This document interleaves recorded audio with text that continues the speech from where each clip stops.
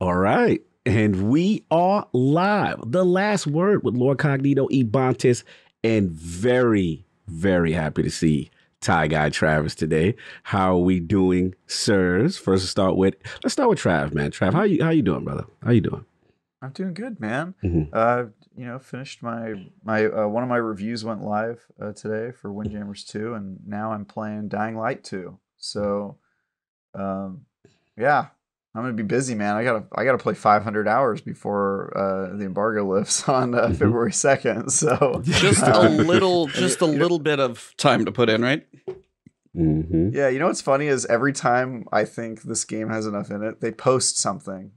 Like bragging about how long it is. I think this week they bragged that it had like 350,000 like voice acted lines or something like that. I definitely DM'd that to you. I'm like, I want the transcript. I want Travis to transcribe the entire script before review is out. Mm-hmm. Yeah, I just love how much the games industry has evolved on this issue. It used to be that we loved hearing that games were like, oh, this is like the biggest game we've ever made. It's hundreds of hours. And now somebody tells us the game's like 700 hours. And we're like, no, like, I don't want to play that. That's way too long. So anyway, I'm busy with that. But it's been good, man. No doubt. Good to see busy you, man. For sure. Good to see you, brother. I know you had some stuff going on. And like I said, it's always good to see you, man. I'm feeling better. And of course, before we get to our special guest, we have a famous cheater who is in the realm of advanced, I believe. He's an advanced, leveled up cheater. How we doing, sir? If you've followed me, you've probably seen my lots of shameless plugging of my new merch. Ow! We've got the Ebontis shaker. So the ice shakers, you guys have seen us use the stainless steel 26-ounce blender attachment, but it's got the Ebontis logo, but it's got like the aggressive cheetah. Yeah. So it's actually a different look than pretty much any logo that I've actually got on the internet. So kind of a unique variant. You have 2 more days from when we're recording this podcast if you want to go get one. The link will be in chat if you guys just literally go to Advanced GG. But big one is right there in chat. Yeah. If you guys are curious about that one, that's the big one. I jumped into Horizon Zero Dawn yesterday. I knocked out about 7.5 hours. It's a pretty good long stream. I think I did most of the Eastern starting continent. Because that's what I did actually when I played before. Because I played on PS4 when it came out for about that long. And then Breath of the Wild knocked me off, and Destiny, and then I never got back to it. And then finally now I've got it on PC, so I figured I'd jump in. So I'm pretty much back to where I was. Because there's the DLC up north, which is above my level. That's like in-game. But it's the entire rest of the continent I've never seen.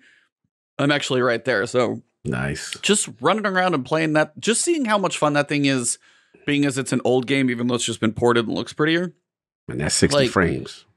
Oh, yeah. It's gotta be hidden. It's gorgeous. The combat's still fun. The dinosaurs. I just like enjoy the combat in that game between the bow, the traps, and everything. And I'm like, if they take what's here, and I know people like the story too, as like I know a lot of people, a close friend of mine, it's like really high on his list.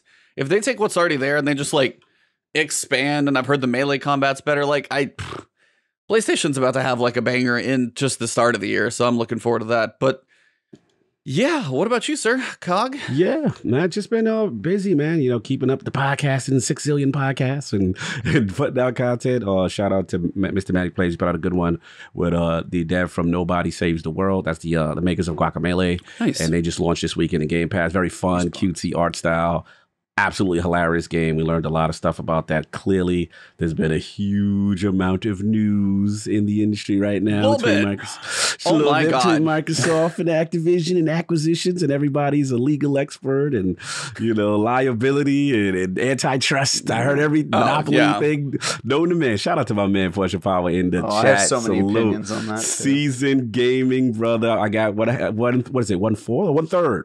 We got 1/3 here, and then 2/3 of seasoned gaming. Two-thirds now complete. But it's really good. Check that out. We just have to get the homeless wizard in here as well, or whatever you call him. You gotta get Ames. You gotta get your man Trav. The slander is legendary for that. You don't know what he be putting in work on Last Word with who he podcasts with. But anyway, enough of that. But yeah, it's been busy, man. Fun week and another fun weekend planned. But we got a special guest that's been very patient while we've been bloviating. Yes. So let's start this thing officially now, since, the rest of it's just like pre-show.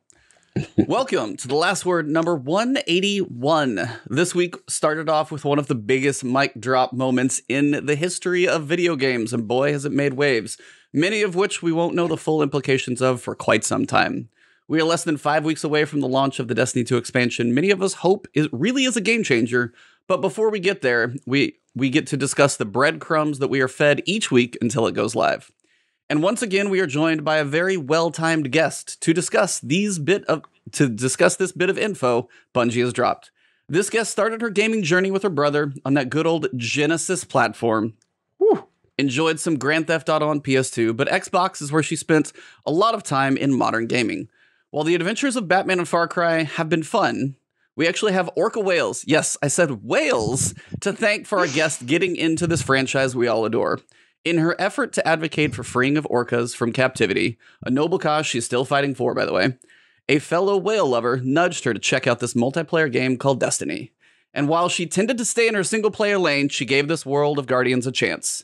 It's been a bit of an up and down journey, but because her road was rough, she has taken her love of trying to make the world a better place and tries to help ensure Guardians have a positive raid experience and even teach them to pay it forward as well. So let's welcome a Guardian with over 300 clears on the new Vault of Glass, founding member of the V for Vengeance clan, enjoys both true crime podcast and some Slayer rock, supporter of the Southern Resident Action Center, helping the Salish, I'm probably going to butcher that, sea orcas, and mom who balances saving the world and galaxy each and every day. The one, the only, the VertigoVixen. How are you doing this evening, Sarah? Oh my gosh, that was amazing. That was an amazing introduction. I'm doing really good. I'm so happy to be here. Pleasure to have you. Pleasure to have you. I hope you're doing well. Yes. I see what you did there. Yeah. And it begins early. And it begins. I love it. So you want to set it off? We got questions. We got things to talk about. Yes. Yeah. I can't steal the gaming history. I got to give you that one because there's a reason. Yeah. It's really impressive, you know, as far as like what kind of drew you into games and stuff like that. I think it's very varied. So I wanted to talk about the PlayStation aspect, the Vice City aspect, and then I want to talk about the Xbox aspect as well. You know what I mean? So kind of like your early gaming history, like what were those influences for those who don't know? So the PlayStation, I just really kind of came by the PlayStation. The guy I was dating, I had my daughter very young. I was 15 whenever I had her. So, of course, there's a big chunk there that I did not, I just cut out gaming altogether. Yeah, you had some other priorities. I was very busy. So once I got to just like have more chill time, it was like, okay, I can kind of get back into this. So we were just dating at the time, but he had brought home a PlayStation 2 and it was like, oh, that's cool. Let me see, So we started playing Vice City and I just kind of pushed him out of there and was like, mine. This is mine now. You go do your thing. I might let you show me like the cheat codes or hold the cheat code sheet for me while I do this. But yeah, so I really loved that game. It was so much fun. Just like I had never played anything like that before because I was coming from, when I was younger, just playing like Sega Genesis and like Sonic and Tekken, stuff like that. Wait, hold on. I gotta stop you. You just named some classic. Friend, I just cannot let you breeze through some of my favorite games. Are you a Tekken mistress? Are you a Tekken vixen? Talk to me about this. What? So I think like I was always like very competitive. Like I love her. I loved it. So me and my ex-husband, I think that's really why we fell in love is because we played Tekken and we played we got, what was it, Galaga? They had Galaga that used to be in the arcades. Yeah. They had that on a disc. And so we just like sat there and just took it all the way to 99999, So, I mean, him and I really did like share that love of gaming and it was competitive but fun, like I loved that. I love that. So it went from that PlayStation, and then a few years later, like me and my daughter, my ex-husband, we got divorced or whatever. So me and my daughter, when we were going to do our own thing, it was like, okay, well, should we? I mean, this Xbox was looking really cool because it had the whole Connects thing, and that was wild because that was really new too. You know, that whole just like moving and being able to like be a part of the game like that. That was so much fun. If you're not watching the video, by the way, you just missed a lot of fun. So yeah, we were totally ridiculous while you're talking. Continue. We're doing our Connect movements. So we went with Xbox because the Kinect was so cool, and it was just too neat. So that's actually how we got into Xbox. Was just like it was too cool. We had to go with it, and then the Batmans, and so neat, so neat. It had really come a long way from Vice City a little bit to jumping into like Xbox and playing the Arkham City. It was just like, oh wow. That's awesome. Salute. I got tons of stuff, but I'm going to let you guys, I'm going to open it up because I don't want to hoard the questions. He's just, I was like, it's hilarious when anybody puts Genesis on here because that's what Cognito's like. That was his bag when he grew up. Yeah. So it was like me, I'm going like, I was like, so for me, I missed Genesis. I was all, stepchild. I didn't do Sega until my buddy got Dreamcast because everything I was around was like NES, SNES, 64, but my buddy got Dreamcast, and I remember Crazy Taxi is what we probably spent the most time on Dreamcast. That and Soul Calibur, both of those. But yes, I was like, I played Tekken Tag a little bit when I was younger. Tekken's always a fun one. I can't remember which year it was, but it was that Mario Lemieux hockey. Ooh. I can't remember what year. It was like 93 maybe. That was really, really good. I really enjoyed that on Sega Genesis too. One person knows what game you're talking about right now. It's a deep cut. I'm very lost. That was a deep cut for me. If DJ, I hope DJ was in there. DJ Oro's one of my clanmates. He's a Pittsburgh guy. He should know about that one. That was a classic one before the NHL PA kind of games kind of took off. That was during the age of the superstar licensing, where you'd get the one superstar, Wayne Gretzky hockey or something Pat Riley, Tommy Lasorda, that kind of thing. So it's funny you said that because that's definitely a deep cut for sure. Yeah, nice. So to take a step, I was just going to say to take a step off of the video game path. I gotta ask on orca whales. I was trying not to call them killer whales, by the way, because I wasn't sure if that's like something you don't want to hear. I honestly don't know. No. Okay, because like you know them by both. I'm like Free Willy. That's the whale everybody's thinking of. Yes. You're good there. Yes. So what did you like them as a child? Like, where did all this start? And then kind of what got you into the advocation that you have been trying to do? I mean, I loved Free Willy. I loved that. And I think like even when I was young and a lot of people were going to SeaWorld, it wasn't something that I really like had the desire to do, which I'll throw desire in there for you. Use your word of the day. Word of the day. I think I missed something. I missed something. Oh, he was in the other room when we were talking about that. But so it never really felt right. It wasn't like I admired them, but it wasn't something where I wanted to go. It seemed not right that they were supposed to live in the ocean and they had them. I don't know. So it just didn't like sit right with me, even as a child, to just have such a big creature just in captivity like that. And then, I mean, and whenever I was little, we didn't have as much like resources and stuff like that, like the internet, to really like dig into things and find people that think the same way that you do. But there's ups and downs to that, but we'll get to that in another day. Right. Yes, it's a good and bad thing.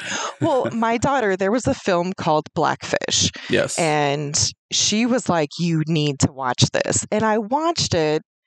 And, it made me kind of sick feeling. And then I watched it again and I was like, well, what can we do? And because it just affected me just seeing just everything about it and learning like so much about them and their family ties and how smart they are and just their languages, just everything about them. I was like, what can we do? And you can't really just like take these these whales and put them back in the ocean, after they were born in captivity. That's not fair to them either.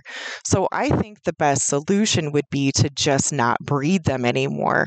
So that's really what we were really advocating for, which we were kind of like in a different little kind of niche in the whole thing, because a lot of people were like, you have to free them, and or they were pro captivity, but we were just like, well, just don't breed anymore, just let the ones live out their lives in captivity, but stop creating the problem.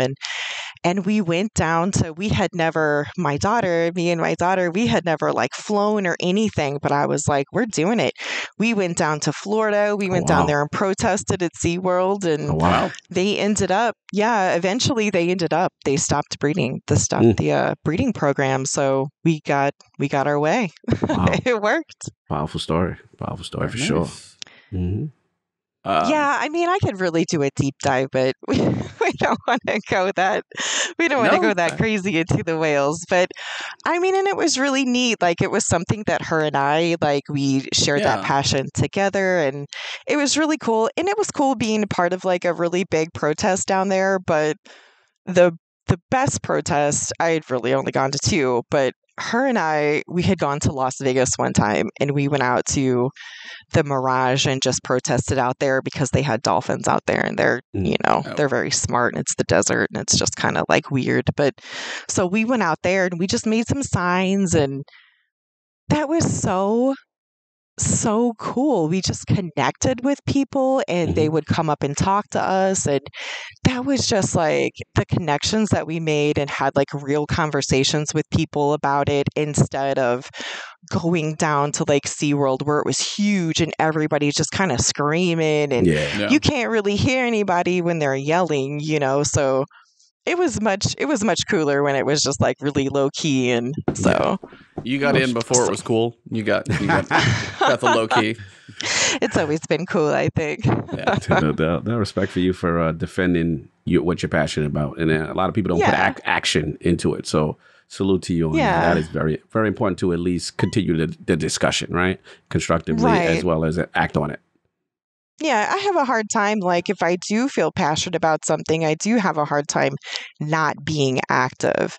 Like, on Twitter and stuff, people would be like, you're an activist. And I was like, well, I'd rather be an activist than an inactivist, because you're not getting anything done. If I'm going to talk about it, I want to be about it, Talk that talk, Vixen. Let's go.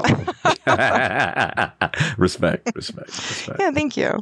I had to ask. Definitely seemed like something you were passionate about, for sure. But another thing you were passionate about, so now you got to tell, and I was going to say, like, at least tell the story of how that got you into, obviously, what we're going to talk about tonight. Like, is it just somebody you met in a connection, and like... Yes, like, I had heard Destiny, I'd heard the word before, but I was coming from Xbox and playing by myself, and like, one of my buddies was like, you should play Destiny, and I was like, online gaming? Like, I don't want to play with a bunch of strangers. And then so I had kind of dismissed it, and then I was like doing my whale thing and had met some really cool people, and one of those guys was Stu, and he was like really into Destiny, and I was like, well, okay. So I bought it and just like ran around the moon for like a month. I was like, you were collecting helium filaments for a month. That's what you were doing, right? Yes, I thought that those would make me jump higher. I was like, how are you? He had a double jump. I was like, how did you get that? He's like, well, you have to upgrade. You have to upgrade your jump. Yep. So. Oh, yeah. That is true. I actually forget the days of the old skill trees. Like, you didn't have the nodes unlocked and you played enough to level up your character. As opposed to now, it's like, pick them. Yeah. Absolutely. Trav, any thoughts on the Destiny early D1 days that she's taking us back? Yeah, so you said you were jumping around the moon, so that's obviously Destiny 1, right? Yes. Around what time did you start playing? Like, what was the expansion where you caught Taken King. It was The Taken King, the whole collection was out by the time I started.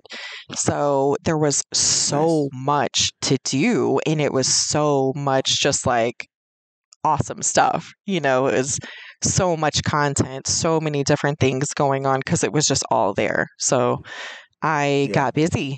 I ended D1 with Max Grimoire. I had the only exotic I didn't have was that emblem from Trials, from like really the early days in Trials, because I wasn't playing back then. Is that the one? Uh-huh. Okay. Yeah, there was like an exotic emblem, I guess, like really, really early. So I didn't get that, but every other exotic, all the stuff, I had to have it. I was like, I'm 100% in this game. And I mean, ended up pretty much doing that. It was just, it had me, it was so much fun. Yes. Teddy would be proud if he heard this. Was that your first Teddy. shooter? Because based on your history, it doesn't sound like you played a lot of shooters before Destiny. Is Destiny the first person shooter you've really attached to? Yeah.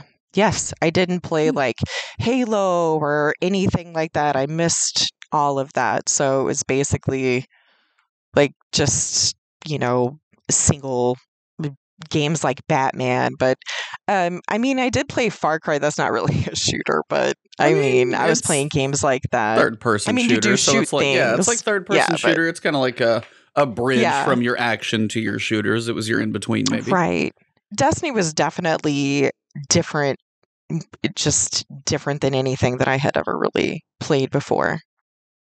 Cool. Also, what I thought is really cool is, one thing I'm very passionate about is what kind of made me stick with Destiny was raiding, right? And for me, obviously, he knows the story a million times, you know what I'm saying? But Vaulted Glass was kind of that made me say, okay, there's more to this game. I was playing it like a traditional game. You get to your Forever 29 mode, you beat your campaign or whatever. And I'm like, okay, that's it. And to be honest, wasn't super impressed. I was like, okay, it's good. This mechanic's good. But I remember, getting into a raid. Now, you started Taken King era.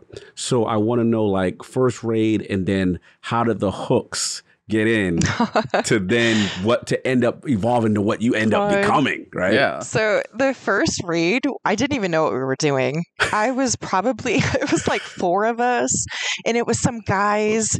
It was actually the original guy that was like, you should play Destiny. And I was like, it was that guy, him and a couple of his friends. I ended up like messaging him like, hey, I'm playing that game, So I played with him and his friends a little bit here and there, and they took me into the Vaulted Glass, and it was just like, I remember we were doing Templar, and now I know, that we were doing Templar, but we were like standing behind the relic, and he was like protecting us with it. I was just like, I don't know what to do. Shoot over there. Yeah. And my light level was so low. It was just miserable. I was just death over and over. But I remember whenever we were in Atheon and we were teleporting like randomly, and I was just like, I don't know why, I didn't understand why I kept teleporting. I was like, I don't know. They're like, where are you? I don't know. I used to mess that up. Because there was only 4 of us. So of course, were they like low manning the raid just to have fun with you? Like, what's happening? Right. I don't know. They were torturing me. They were like, oh, let's do this. And then like, it was all over the place. And I just didn't even understand that it was a raid or anything. So later, much later, I met some people through the 100. It was, one guy in particular that kind of introduced me into some other people, and I had signed up on there because you could only go higher and get your light higher, certain ways. It was like raiding, or you were going to have to do like Challenge of the Elders or do Trials. Yep. So I was like, well, I really want to raid. And he was like, well, let's raid. And I said, okay. So we were doing King's Fall and stuff, and it was just brutal. It was absolutely brutal. Those guys wanted to do hard mode, and I mean, I really just didn't even. They threw you straight into the fire.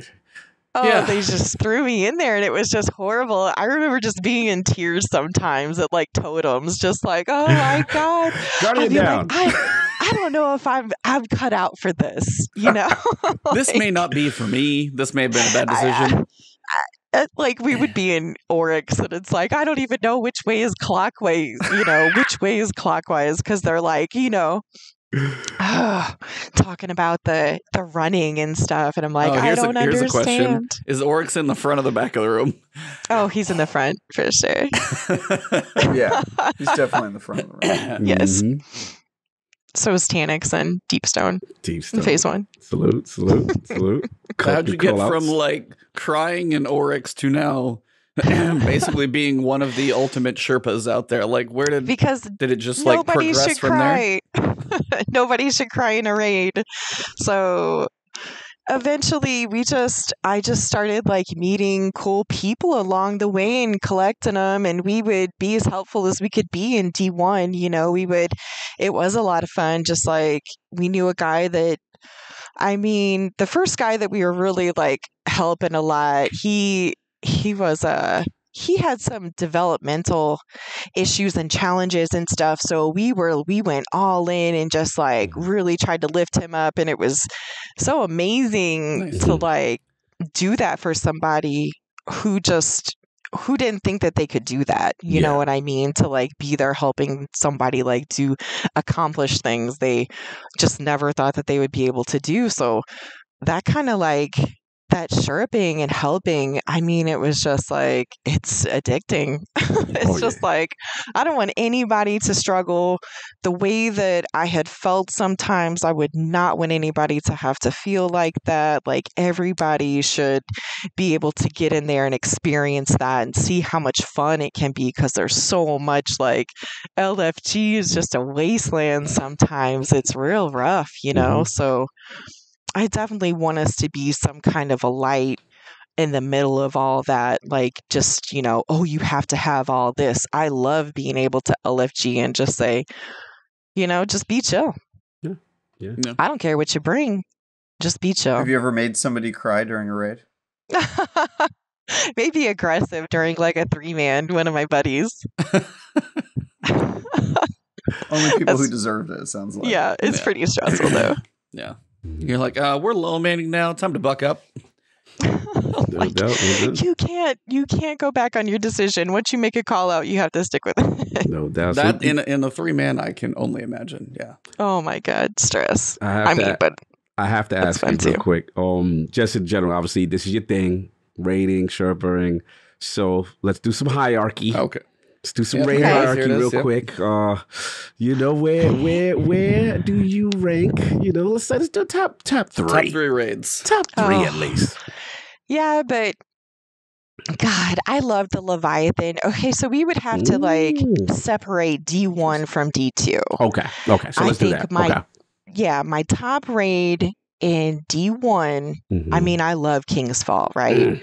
But I really love Wrath of the Machine because it was sweet, right? It wasn't too long. King's Fall is so dark and heavy, and I went through some shit in King's Fall. So whenever like Wrath of the Machine came out, it was just like, and that was the one we got to get in there whenever it was, we were ready, we prepped, we went in there and we did that Omnigul cheese, and got up to 365 or whatever it was. And I can't even remember what it was, but we just, we were, in there when that raid actually came out. So we got to go in there and just like figure it all out. So like on all my raids on D1, I think I'm like 78, 79. It's real even until you get to Wrath of the Machine, and then it's like almost 200 because I loved that one. That was the one that I was just like, yes. I loved it. It's very fun raid. Very fun raid. Yes, a lot of fun. Yeah, I felt they really mastered rewarding. I think that was the debut of like the Siva keys and all that stuff. Keys and really stuff. Yeah. Yes. It really that rewarded you. Oh, yeah. It made you, even if you did it for the week, there was incentive to keep going. The what's my man's name? What was it? What's his name? What was with an A? What was the boss's name? I forget now. Oh, A-Track. A-Track. No, Right. no. No, Axis. Sorry, Axis. Atrax. Yeah. But Atrax Atrax is is Deep the Stone new Crypt. Yeah, the new one. Atrax Yeah. is Deep Stone. One of the coolest things, obviously, Siege Machine. I thought that was Yeah, the big a unique Zamboni. encounter. But I always thought, yeah, the Zamboni. Like, but the aesthetic, I always felt going down, seeing, you know what I'm saying, the War Mind, and then like kind of getting into that. It was just a very cool tech, the reds, the dark colors, and a lot of coordination. So you know what, Wrath doesn't get a lot of love. Glad Vixen said Wrath. That's pretty cool. Continue your ranking. I also noticed that people tend to like the raid that they did blind first. Yeah.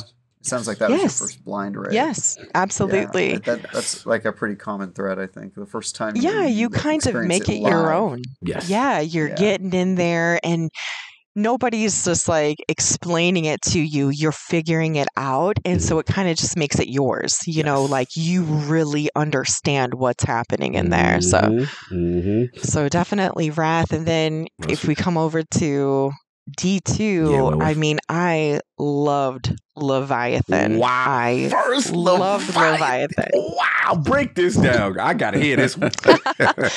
Well, I love the fact that you were running a different raid every week. Basically, the same encounters, but yes, you had to know the different paths and how to get around in there. I mean, there were skips and stuff like that, but it kind of changed it up a little bit. I really enjoyed that. I enjoyed when Prestige came out. Oh my God. I was like one of the few that I wanted to do the whole thing. Everybody was really like farming checkpoints and stuff at that time. And I was like, no, it's the whole thing. And I remember people just giving me so much hell on LFG because they were like, no cheese, because we wouldn't cheese gauntlets or anything like that. And they were like, that's stupid. And just giving me, or no, what they were doing, they were cheesing like the boss room.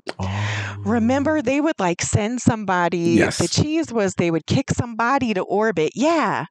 And then it would just like no ads would spawn. And it took, I remember somebody doing it and I was like, this is ridiculous. Just do the encounter. Just do the encounter. Yep, I remember that. Just get good. Yeah, that was so stupid.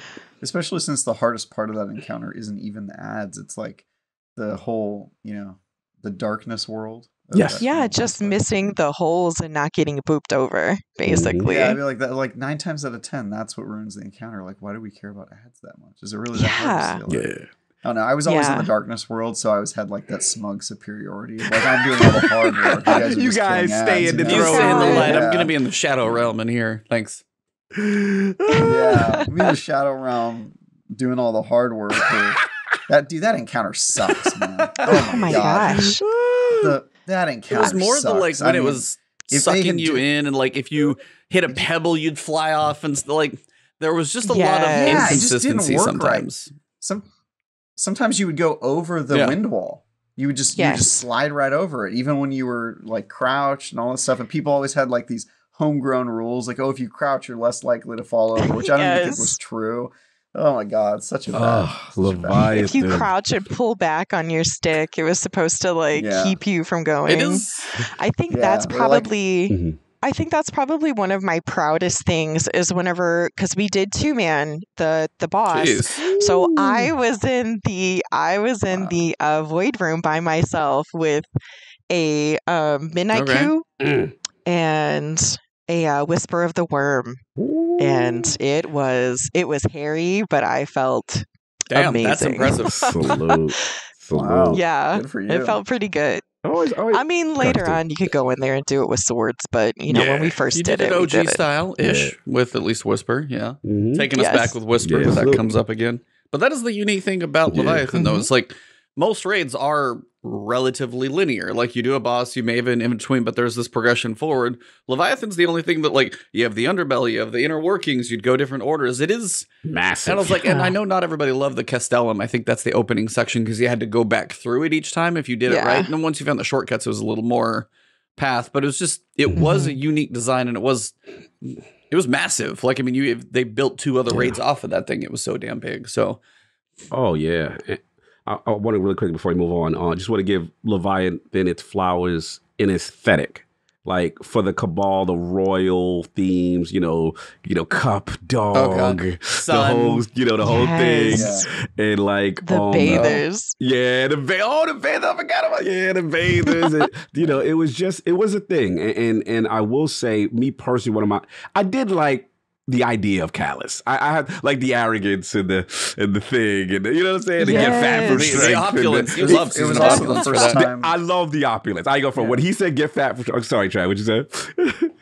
I was gonna say it's also the first time that a raid had a story, like he's talking to you throughout it and stuff, which is really cool. I guess my review of Leviathan is basically that I think it's the most ambitious raid they've ever done in terms of mechanics. It had like stuff they'd never tried before. It had the kind of open world nature of it. It had a stealth boss encounter where you're fighting the dogs, which they've never had. Never did. And it had the Callus, darkness world thing. The problem is it tries so many new things. Half of the encounters don't work as encounters. Like the stealth encounter dog thing, like such a good idea, but so stealth and Destiny. Dodgy. Yeah, it was dodgy. This ain't it, dude. I was like, I didn't get seen when they talking about they see me. Yeah, you're like, I know. No, yes. You get mad at that person. And then sometimes they don't see you. I'm like, dude, I walked right in front of that guy. And it's just very inconsistent. So. Prestige, I think the dogs were the worst. I think if you did it in Prestige, they were alright. It was just like, good luck to you. Those two in good the luck middle. to you down there. That's right. Yes. Oh my god, yes. it's so annoying. Them spores. Oh, you're taking me back. But continue because I can go too long. If more had worked though, I think that raid would be really like loved. It's just that half the encounters like don't work. If they did, like I feel like it would have been great. So yeah, I mean it's hard to go wrong with Wrath of the Machine and Leviathan. I like the unique answers because everybody's like. Yes. Vault of Glass or King's Fall, almost always, and then you got your last wishes, and you hit neither of them, which I love. We got some unique answers out of that, which is nice to see. Because I like all the raids for sure, but I do have my favorites. Salute. I have my favorite things. I like the unique nature. Well, before we actually get to the TWAB, I did want to kind of get everybody's thoughts because there's no way we can't talk about this. It's a video game.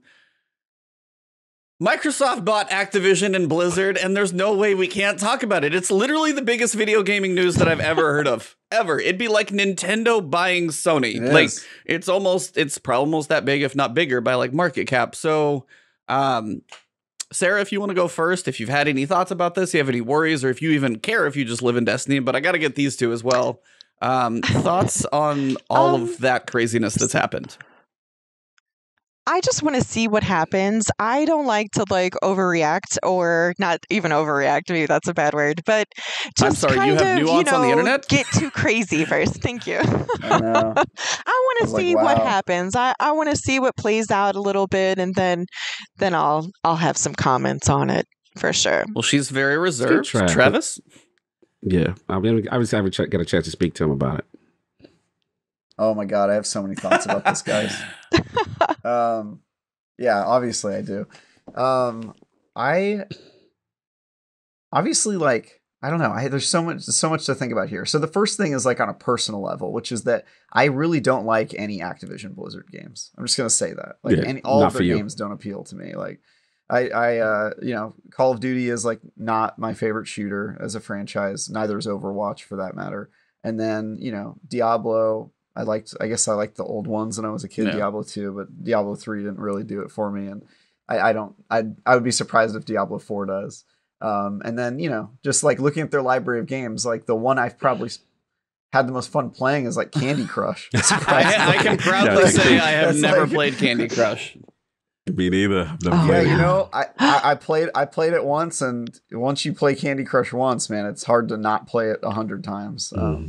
But it's not really it's never been my favorite company. I know some people absolutely love it, but World of Warcraft is another example where I've put a lot of time into World of Warcraft and I have enjoyed almost none of my time with it. It's one of those games I just sort of played. It's like my monkey paw. I played it out of devotion to my friends that really liked it, and I was just God, this is just not for me. So that's the personal one, is that when I saw the news, I was holy crap. But also on the other hand, I was does this really affect me personally? I guess the way it affects me is now I won't have to buy the Call of Duty games every year, right? Because I do buy those, so now it'll just be on Game Pass. So that's like the cool part. But so there was that part of it, like the personal part. The other part of it is that like consolidation in the industry is a problem, definitely. But I don't know if Activision Blizzard is that big of an issue. One, because their company has been in a lot of trouble recently. A little bit. And I view this as Microsoft buying low, right? Which is what you do. Yep. If you have an opportunity to buy a company like Activision Blizzard for like half the price, pennies on the dollar because of their current positioning, like you do it. And the other part of it is that apparently, according to reports, Activision Blizzard approached Microsoft about it. So they like recognized that they were in trouble and that it was time to get out, right? And to find a culture that was going to help them. So I think, and then the other part of it is that consolidation on a large scale is bad, but I actually think the games industry is pretty healthy. And usually when a company gets acquired, all the people that work for those companies, if they don't want to keep doing it, if they want to go and build their own company, they do that. And the games industry is healthy enough to where new companies are popping up all the time and are successful.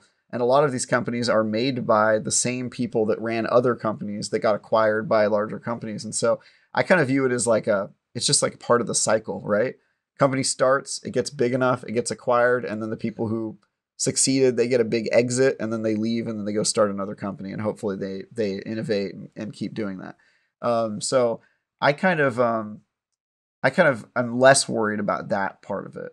For me, it's more Activision Blizzard is such a huge pillar of the industry, and I cannot fathom that being an Xbox platform. I can't bring myself to think of World of Warcraft as an Xbox game. It is weird, right? Yeah. Like how long is it going to be? How long is it going to be before they add achievements to WoW? I think about that. Like that's just in my brain now, is that they're going to have achievements in WoW. And they're going to, because every other franchise that they've acquired, they added achievements to the games before they even finished the acquisitions officially. They did it with like Minecraft and stuff. So I bet you World of Warcraft gets achievements like before the official close even. Like I think it's going to be like soon. So yeah, there's just like, I'm still processing it. Like it's so colossal of a shift in the industry. Like I just don't even know what the future is going to look like, but it's crazy, man. It's crazy. It's Massive, 70. They were like one of the biggest companies. Cog, what about you, man? Unbelievable. So many thoughts. I'll try to super condense because I'll go on too long. You're gonna have an 8-hour podcast on Sunday. Yeah, Sunday. You already know. Look, my God. Yeah, I know. Oh, it's gonna be nuts with the King, and they acquired King. I gotta watch it. It's gonna be crazy. So on a personal level, I'm with Trav. Like old school Activision, I used to like, and I used to like a lot of the stuff they acquired. But honestly, the only reason why I was really over there was Destiny during the time of the BattleNet days. And for me, I actually think about the other aspects of the deal. It's just colossal. And the other aspects of the deal, obviously King, the mobile aspect. And honestly, the PC space is what really encourages me, because at the end of the day, Microsoft's kind of tread their foot in there, but they really, I would say honestly, don't have the respect of the PC community, the hardcore PC community. And I feel that aspect can really get rejuvenated if they do a rebranding. And we know about this. I always felt Destiny played way better on BattleNet. I was like Game Pass on BattleNet. Is that what you're leading to? Right. Like if they just did a rebrand and say, hey, you guys got the better infrastructure. As far as the games, I used to be Call of Duty hardcore when it first came out, the 60 frames and innovative stuff. I've been cooled off, but it is massive. Right. And all I will say to the people, I know there's a lot of consolidation talk, monopoly talk, antitrust lawyer talk. I will say this. To me, I look at this thing as if they continue to do moves like this every year, then it's like, OK, my eyebrows raised. But the way I look at it is, what's the alternative? You have Activision, which discrimination, sexual misconduct, a leader who, let's be honest, is going to get a golden parachute on the way out. But at the end of the day, I feel it's better for the health of the studios. And I'm pro-dev, so I want games to continue to exist. I want studios to continue to exist. So I will take Microsoft any day of the week over what was going there. But it's up to Microsoft to still prove that they're truly changing the culture of that. Yeah. And it's not just a money thing. And they're going to be, the hourglass is good. I mean, the eyes is going to be on them. So it's up to them. And so far, everything sounds nice, but people want to know. So that's what I think about it initially. Yeah, I've seen a lot, Cog, to that point about the golden parachute. I've seen a lot of talk about like how this is like the system working wrong because Bobby's probably going to get kicked out and make a lot of money. And rewarded. The way I see it, though, is like this is like working as intended, right? Because a bad actor got to the point where, you know, his stock fell so low that he had to sell his company. And now he's effectively having to give up everything he did. And Sure. Obviously, nobody wants to see that guy get richer, but it is his company. Right. He did build Activision from the ground up and deserves the payout, presumably. But he's sort of leaving in disgrace, right? And now his company gets to get run by people that are probably going to be better caretakers of that company. So I feel like this is like the best outcome we could have asked for. It's like almost the perfect solution, right? It's like, I think it's like, all right, he's not in charge anymore. And it's like, I mean, you just see the culture of what Xbox is trying to do for consumers, for gaming. They've done a lot of things. You saw like the diversity of the heads of all of their departments that they've got. It was the full like org chart that they showed. I mean, between like half female for one, which is like probably unheard of most places. And then just the diversity that they've got in their leadership already, they're not going to let this stuff happen. I was trying not to curse. They're not going to let this stuff happen because like from the top down, that stuff's going to change, hopefully. And that's the thing. And that's why you said you want to see the change. But I think, as you said, also for the devs, it's big because there's a lot of people who, we've talked about it before. It's like these people are so ecstatic to get a job in the industry anywhere. So the fact that they got on at one of the Activision companies, whether it be High Moon, Vicarious Visions, we've had experience with those in Destiny. Oh yeah. We're 2 years removed from heading back to Xbox, like Bungie's. So it's like you got that part too, but it's just a whole lot of people working at places, building games that they are very passionate about. And finally, it's to a point where if Microsoft is able to say, hey, here's the bag of cash to run your company. Yeah, you still got to report through us, but we want this to be run well. We want to build up these IPs that we've got, maybe pull some of these IPs that people forgot about out of the closet. They have more money than basically any other company to do that with. And again, it's like, while they are huge, whether the implications of if Call of Duty is ever, exclusive to Xbox, there are very few people who could do what Xbox, like Microsoft did to a company that large. Right. And if anybody's going to do it, I think I am happy to see that one. The exclusivity talks are what people worry about and things like that. There's like the infrastructure of Battle.net. That one will be interesting to see how that goes for PC. Because, I mean, COG, I think we've joked about before. It's like, or at least I've heard you and Maddie talk about like PC ports on Microsoft. Not so great.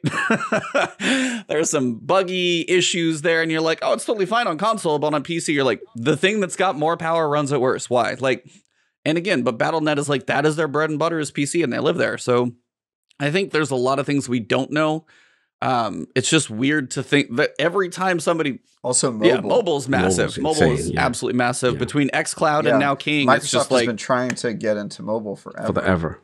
So it's like they got a lot bigger. Again, as you said, Travis, the consolidation part is somewhat worrisome because their weight in the industry now, they are a juggernaut in the industry. Nobody is even remotely close to their size now. Like, the number of studios. Well, they're number three. Sony Sony and Tencent. Even with the deal. By revenue. But it's like the power of Game Pass, a third of the platform. Like Tencent, they have their hands and stuff.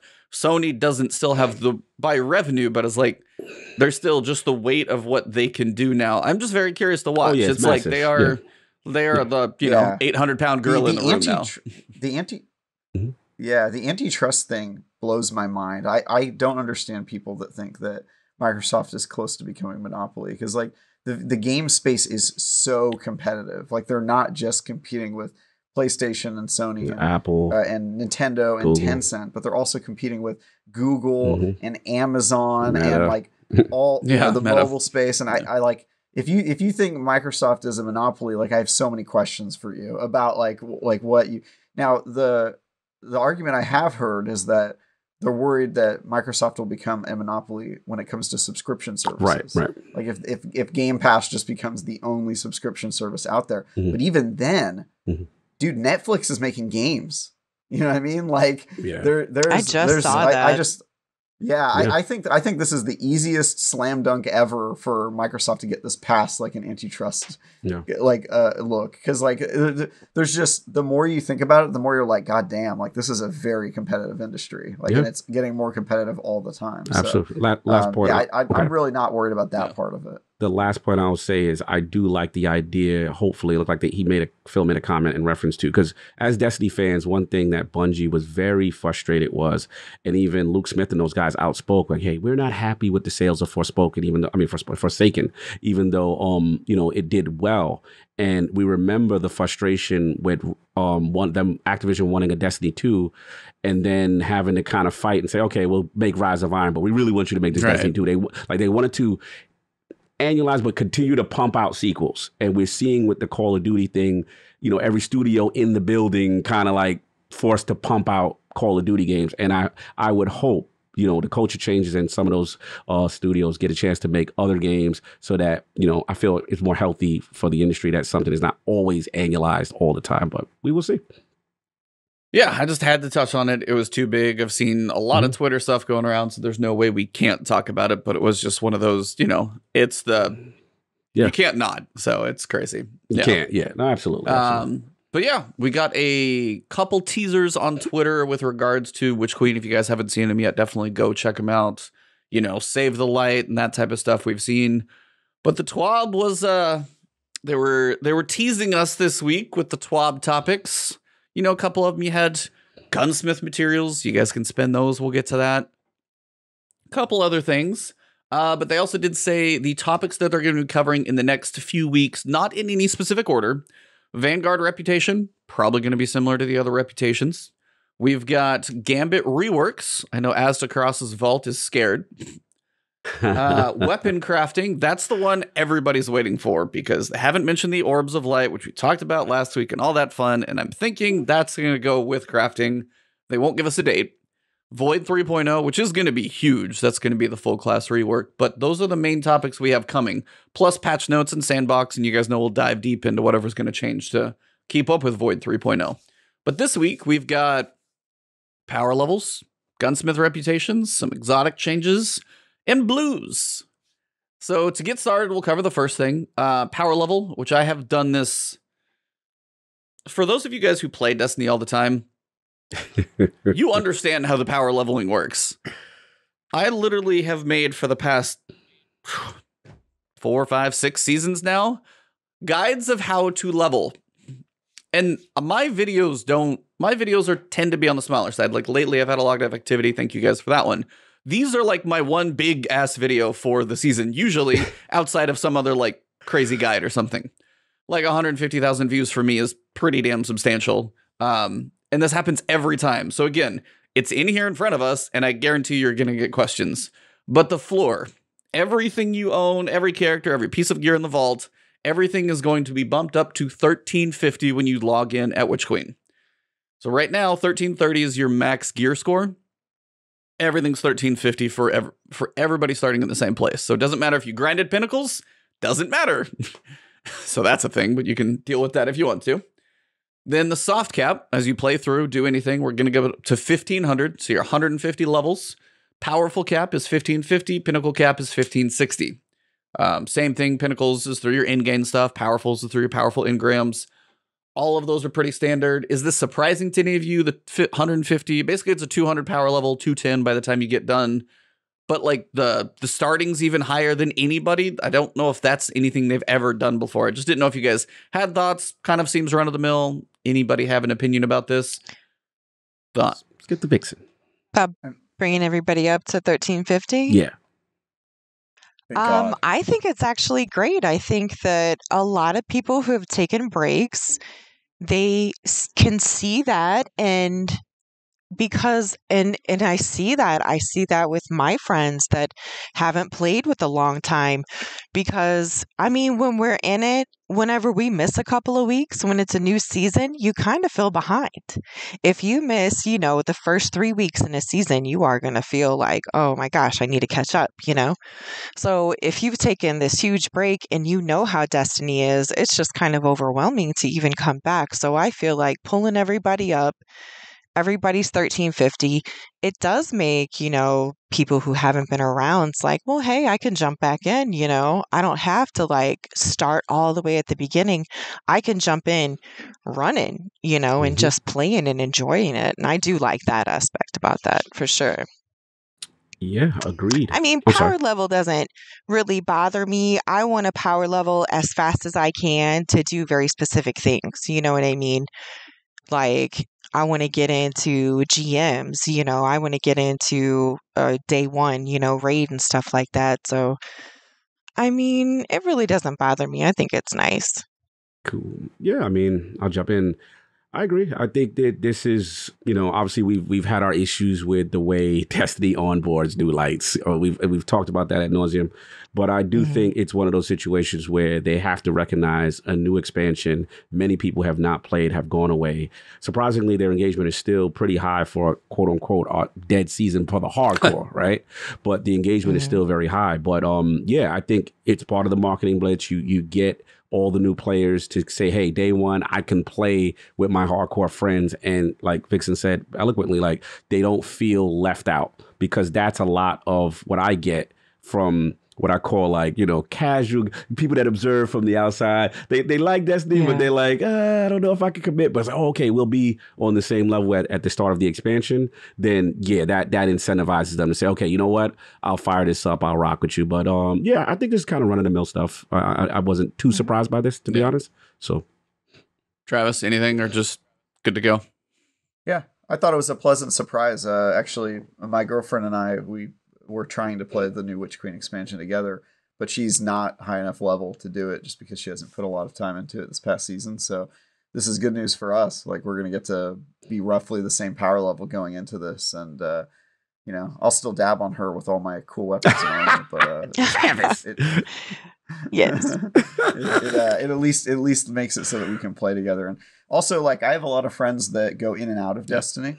I have like casual friends. Same. And so this is good for them because it's like, okay, well, you don't have to spend like hours and hours leveling up before you can even play the expansion. You just sort of get to go into it. So only issue is it's no longer going to be on Game Pass, which like that's how a lot of my friends were getting to play this game. And it's also going to be really weird. You buy the Witch Queen and you don't own Beyond Light because you had it on Game Pass and then they take it away from you. Yeah, I experienced that. I have so many questions about how that's going to work. Yeah, I really don't that's know. weird.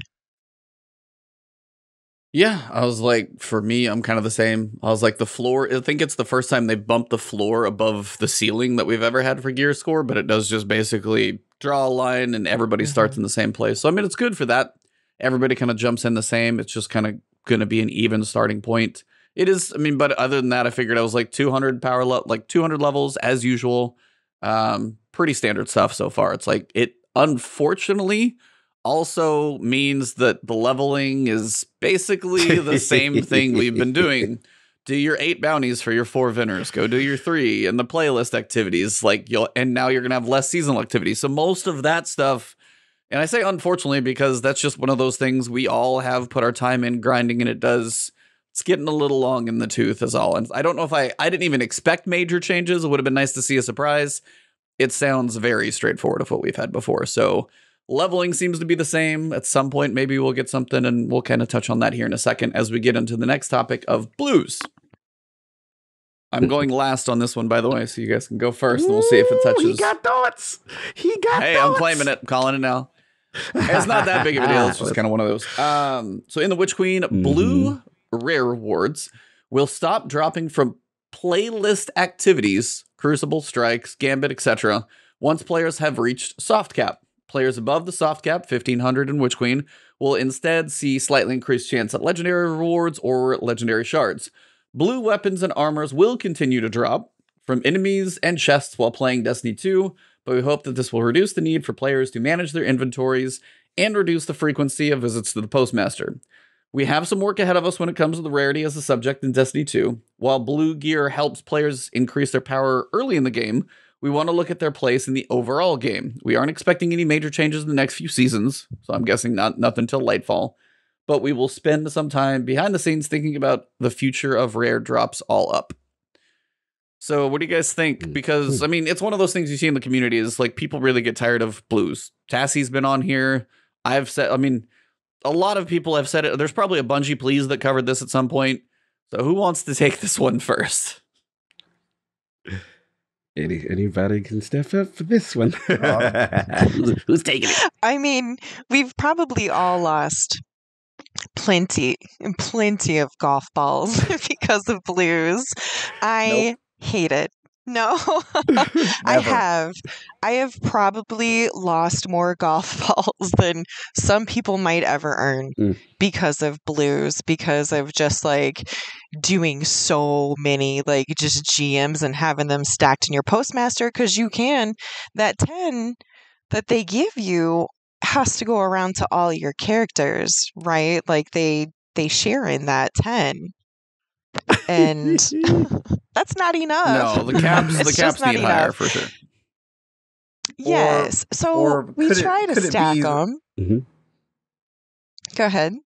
I was going to say, could it be that you're using the postmaster incorrectly? Oh, here we go. Oh, absolutely. It's abuse. Expanded storage space. Yeah, it's oh my gosh. I've been playing since beta. My vault is a disaster. I have 3 Sins of the Past. I don't even need one of them. But I have them one in every color because I'm nostalgic. I don't know why. I don't know why I can't give up certain things. I don't know why people can't give up certain things. I don't have those types of things. I don't have a lot. I have my own nostalgic items that have certain pieces, but I don't have the Arc, the Solar, and the Void of the raid drops because you can't get those anymore, and that's fine. Like those I've parted my ways with. My Go Figure, my Sniper from my biggest, like I have certain ones, but Lord. I've gotten rid of a lot. Yeah. So no. Shout out to Go Figure. It's crazy to me that we're talking about how to fix the problem, because the real problem you want to fix, Sarah, is you want to be able to carry more stuff. Is like that's basically it, right? And the way that we're fixing that, is, oh well, we want to be able to store more stuff in the postmaster, and in order to be able to store more stuff in the postmaster, it means that we need to not have items disappear by picking up blues. And so now we're at this point where we're like 3 steps removed from solving the problem we're actually trying to solve, and now we're focused on removing blues from the game to accomplish this thing that accomplishes this thing that accomplishes the thing we actually want to do. So couldn't they just remove the 10 cap on golf balls and like other super annoying like they could just do that and it would totally solve the problem. You would think, be like, change the digit. Now it's 25 or 50, and it's like, yeah, we makeshift development again. I'm sorry, but like currencies, there's no way currency capacities have to be that difficult to program. I'm not an Yeah, I refuse to believe that they could only have 10 golf balls on your account, and that's it. Like I just do not believe it, because I've seen how much they can fit into Eververse. That menu is immaculate. It's got hundreds of options, and they're all available at all times. And it's like it works so perfectly. If my inventory could work half as well as the Eververse menu works, then I just don't. It's bullshit. It's such bullshit. Implying that the priorities of the Eververse database have superseded the player experience? Is that what you're implying, sir? I'm implying that if Bungie is a human, if we're personifying Bungie and he's going out for the night, right? He's got his nice shirt on, and he's got his blue tie. I love this stuff. This is going somewhere. Right? Let's go. This is Bungie going out for the night. I'm telling you that his highest stat in terms of getting a date that night is his wallet. That's where he's put most of his priority. That's all I'm gonna say. That's Bungie's move. Is they go out and they go, hey, here's my bank statement. That's so. I do think that like it's so funny that Destiny players are so close to the problem that they can't see what the real problem is. Like everybody's talking about vault space. And the real problem that they have is that they want the collection game that they're playing to actually let them collect things. Well, there's this thing called the collections tab that's supposed to do that, and it doesn't work. We talked about that, yeah. And so the solution that we've come up with is, we need vault space. And it's like vault space isn't really the problem. Right. The postmaster and blues aren't really the problem. It's just our way of coming up with a solution for Bungie because they insist on creating this problem for us. Yeah. For God knows what reason. Sure, maybe there's technical issues. I don't know. Okay, I would But hope so. There's a cap on strange coins. There's no reason for that. Oh God! Yeah, no, I'm sorry. There is a reason. It's To force you to go in. Oh no, you've played too many strikes. Now you got to go over here. Make sure and spin those. So you go. It's literally to make you. Cog, how can I have tens of thousands Weapon parts, legendary Or that. shards, Mm-hmm. weapon My parts, God. all these useless slots, and then I can only have 21 keys for Dares of Eternity. Oh, or no, whatever That I- is the so heck it is. Like, glaring. they're so That is just so arbitrary. I glaring, feel though, you. because Yeah, I'm sorry. everybody's been tweeting that. Mhm. Yeah, about the weapon. That is so perfect because they've literally been tweeting their gunsmith materials over here. Everybody this week is just like, look how many. And I mean, let's just ask them. Mm-hmm. Let's just ask them. I'm going to start asking Bungie. Then everybody start asking Bungie. Just give us We more. should. Give us a reason. Why are golf balls capped Up at our 10? count. Is the reason because you don't want people to be able to hoard golf balls? Yes, that's for sure the reason. 100%. It's for sure the reason. 100%. I'm Yeah, hoarding them Okay. through masterworking exotics and stashing them in my vault. So I am hoarding them, Yeah, but you're it's hoarding horrible. prisms Oh my that you'll break God. down later. Oh my God, you're laundering golf balls. You're Oh my laundering God. golf balls through prisms. I You do that are. with my ships. Oh my God, you have a problem. Oh no. I don't want to run out. Oh no, dude, you're Ever. smuggling. You're a smuggler Yes. in Destiny. That's This what I is call it. unbelievable. That's what I do with my ships. No, I know. When I max my my God. glimmer and buy ships and then sell them back Yep. when I'm poor, Yeah, glimmer poor. I've heard of that. Mm-hmm. I mean, the return is It's terrible. like 7,500 but it's for what, there. 5,000, something like that. Mm-hmm. Yeah. Exchange rate. Yeah. It's like you've got pure cocaine and you're diluting it, breaking it out so you can get bigger batches. That's I what played too you're. much Vice You're City. a drug smuggler. No, I would say in she's just Destiny. a This is drifter because she's got her crazy. normal ship and then she's towing the giant planet-sized Santa bag of infinite supplies Oh my behind her. God. Now we know that the Drifter's rock is a crack rock. I think we've discovered that. We have gone all the way off the deep end. Thank you, Travis, for that. Cog, do you have any opinions about blues and power levels and artificial developer limits and now it's- armchair discussions? Now it's drugs. I have thoughts. Let's hear them. It's a quality of life change. Yeah. Okay. On a small, it's a half step, right?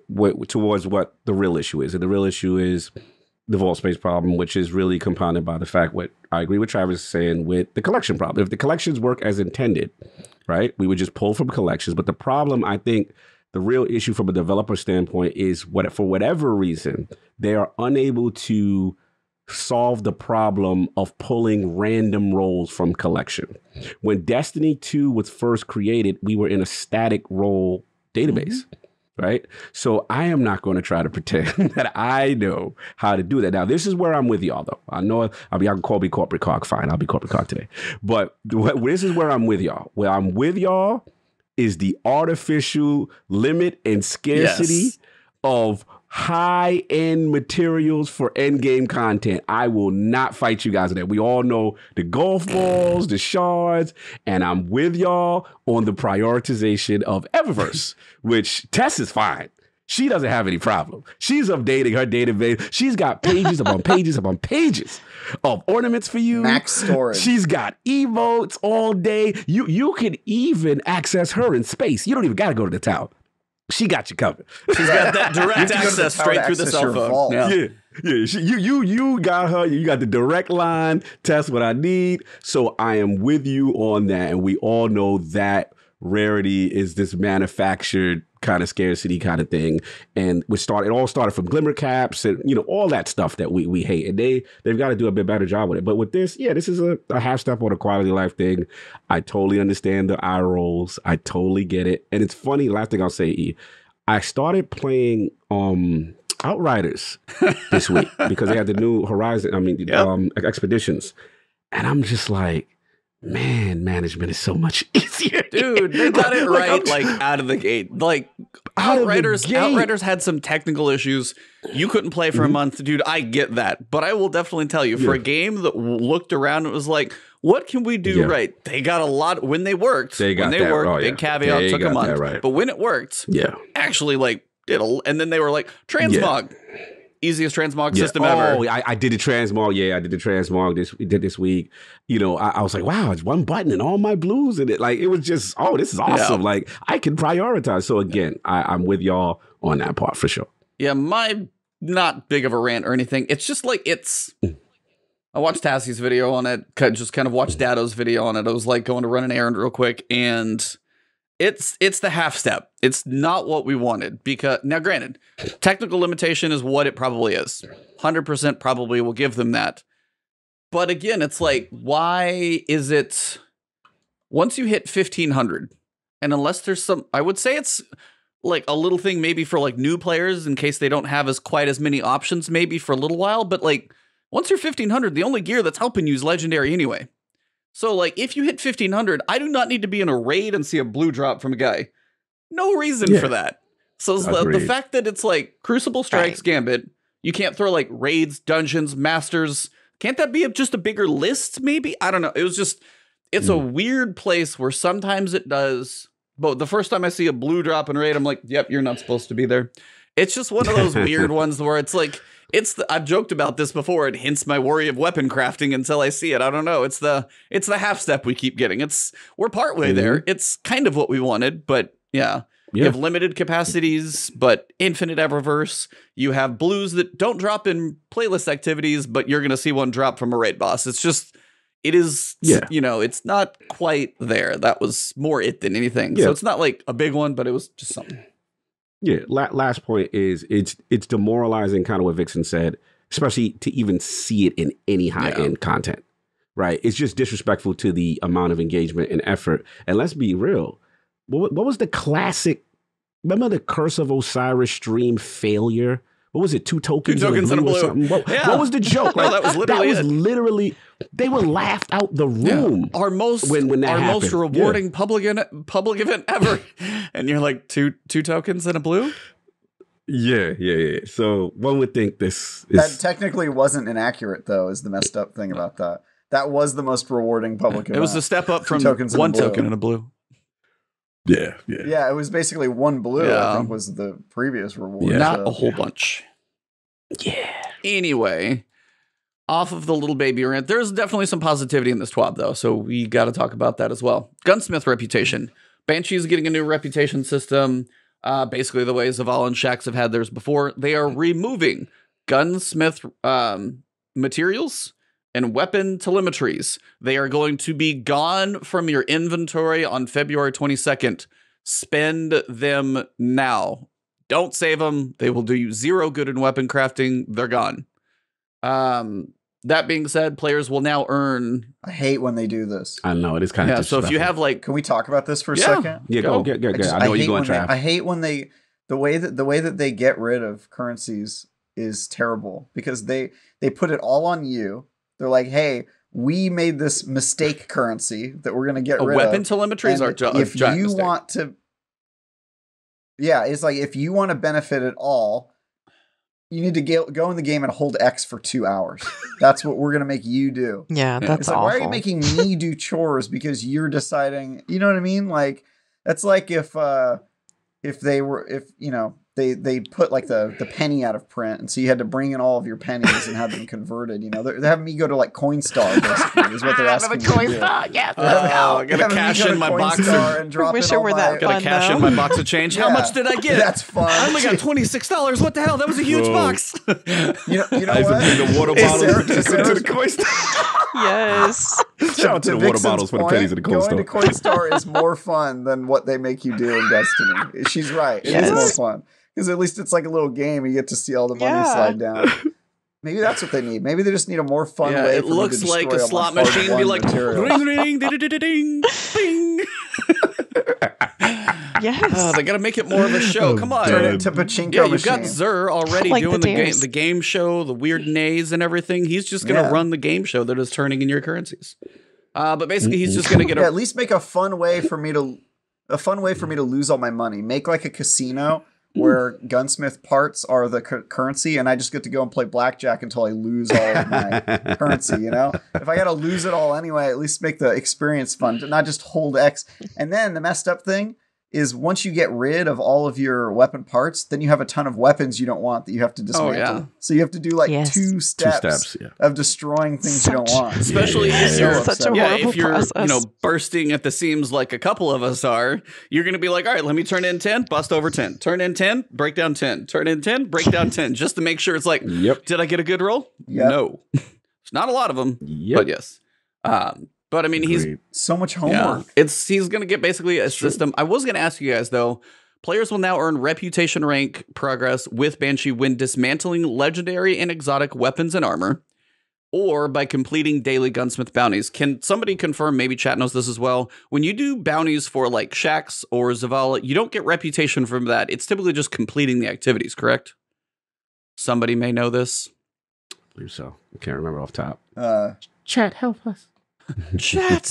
Because I feel like you get like XP for like your normal season pass, and but you don't get reputation. Correct. Okay. Yeah. You don't get reputation by doing bounties, which kind of bugs me. I'll be honest. Like if I do a bounty for Shax and I don't get reputation for Shax, that's weird. Feels weird. You are locked into only the playlist. I think it's because they don't want people to be able to blow through the grind in one day by doing back to this artificial limitations once again. Here we are. So I wanted to check to see if I was crazy, because when I saw that I was like, that's a good thing that bounties help that, but you have to do something for him because you don't have a choice. But it's like breaking. I love how it's like when dismantling legendary weapons or armor, I'm like, all right, you break those down. When dismantling exotic weapons or armor, it's like, yeah, we just do that all the time. All the time. No big deal. It's fine. Mod components also with regards to Banshee, they're gone. There are going to be no more mod components. So the stack of 1,200 or whatever that I have, I can't even do anything. I can't turn them into anything. Into anybody. I love that I can't even buy. Can I buy one golf ball for 1,000 mod components? Come on, give me the horrible exchange rate just one time. Nope. Yep. Those are going to be gone. Agreed. All mods will be 10,000 glimmer each. That's basically the cost. It's pretty pricey. Also, the currency exchange is going to be moving to Rahool. So the currencies of prisms, upgrade modules, I think, or upgrade modules might stay, but prisms and golf balls, those are... Why'd they have to give it to They have to go to Rahool, so you're going to be spending some more time with him. Why'd they give him the job? He's like the one you least want to interact with. Because Spider's Spider's out. He's Tangled Shore got taken over by the darkness, so he's gone. But the good thing is Banshee and 801, who currently have 2 mods in their rotation, will now have 4 because there's more spots for it. So if you're trying to build out your mod collection, it's going to be easier because you don't have to farm for mod components. Just going to be Glimmer. And then if you're if you're a newer player trying to get all the mods, it should be easier because you're going to have a set of like 8 on rotation a day. So it should go pretty quick if you have the Glimmer. So I think that's a good thing. Rahool will also be taking your Umbral engrams. So if you want to, like right now, when you take your Umbral to an Umbral decoder, just anything in the world loot pool, that's going to be Rahool. Yeah. But if you want to do a focus like we do the Prismatic Recaster, that will be done at the seasonal vendors, whoever goes into the helm in the future. Yeah, I like that. So that's a lot of the guys, like that too. Any that's nice. Highlights in those changes? You're like, yes, quality of life fist pumps, anything in there? Just the Umbrals, because, I felt that was just a forced extra step for the helm. Now, I understand we can't use the prismatic whatever thing to do the weapons, the seasonal weapon change. I get that. You give the helm that purpose. But I always felt it was annoying that I'm sitting in the tower and these Umbrals do nothing and I'm forced to go there. Like, I always thought that was an added extra unnecessary step. I've deleted so many Umbrals just because I couldn't, I had other people on my fire team or whatever. I didn't, so I just I'll just delete them just to make room. Mm-hmm. You're like, hold on, guys, we got to go to the house. Postmaster was full. I can't pick up an Ingram. They're all purple. Yeah. Mm-hmm. What else we got? So the next one is a bigger change. Covered some of this in my prep video. So as of February 22nd, Harbinger and Prestige exotic missions will no longer be accessible. I hope they bring them back in the game in like Legacy or something, They're too good, but they are leaving for now, especially Presage. Going into that content vault. Yeah, they're going in that content vault for that little rehash. Yeah. Therefore, instead of adding these items to the Monument of Lost Lights, it's where you can go buy exotics, they wanted to preserve the ability for players to still get random rolls. And everybody's kind of been wondering, like, these are the only 2 exotics with random rolls. How's that going to work? Well, Xur just got a bit spicier. Xur is now going to offer a unique roll every week for Hawkmoon and Deadman's Tale. They don't get too excited. And I'm going to tell you now, you have 5 weeks. Try and run these missions 5 more times if you don't have the role you want, because running a mission once a week is cheaper than what you're going to have to pay, because it's going to cost you 1 golf ball. You've only got 10 max. Remember, you're capped out on those. Sorry. Salt in the open wound there. 1 exotic cipher. That's the quest that you can get from Xur, which takes you like 21 strikes or something to do. I haven't actually done that quest. I just know it looks like it's long. 125,000 glimmer, so literally half your capacity, and 200 legendary shards. Damn. So, Cog, you got a reaction over there? Xur is out here, man. Like, what's going on with these exchange rates, I mean, bro? Spider's like, gone. Somebody's got to be like sitting on all the money, right? Like, isn't the cipher? Correct me if I'm wrong, y'all. Doesn't the cipher has a 1 carry cap? You can't even like carry more than 1. Guys, this is why we were talking about market consolidation is so bad, because without competition, Xur is going to be raking us over the coals, you know? Spider, bringing it full circle. Spider was helping. Spider was helping the free market, man. And this is, you know, without him, what are we supposed to do? I was like, bro, what's the price of spin metal today? What's going on, Spider? It's it's 10,000 glimmer for 1. That's the current exchange rate. You're like, good God. Bro, Xur got this horse and he don't know how to act right now. And I feel away right now. Xur really got Hollywood on us real quick. Yeah, that's right. A shard and a cipher, bro. Wow. Okay. Yeah, he's riding that pony, and he needs some currency to pay for that addiction. Clearly, this game show is a lucrative business. Yeah, man. He's doing a lot of giveaways. He's got to pay for them on the back end. Shout out to Days of Eternity. Yeah, he ran that entire game show on credit. And now he's got loan sharks after him. He's got to make ends meet. Before Travis falls off the defense, Sarah, do you have like the god rolls on these? Do you have anybody who you're like helping run through this? Also, what do you feel about the price?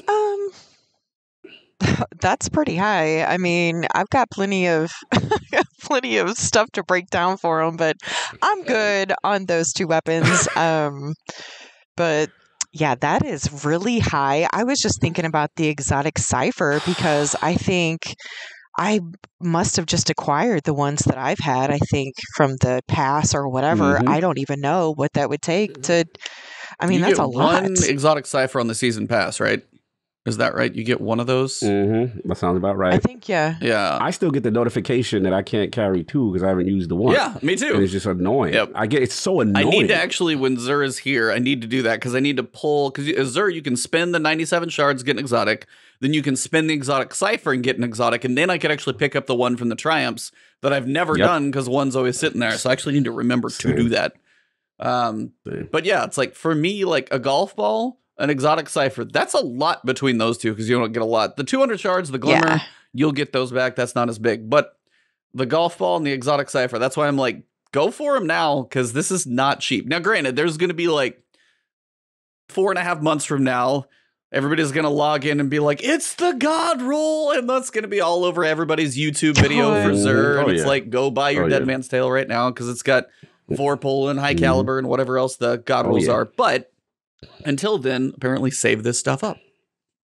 Yes. I will say a positive note, though.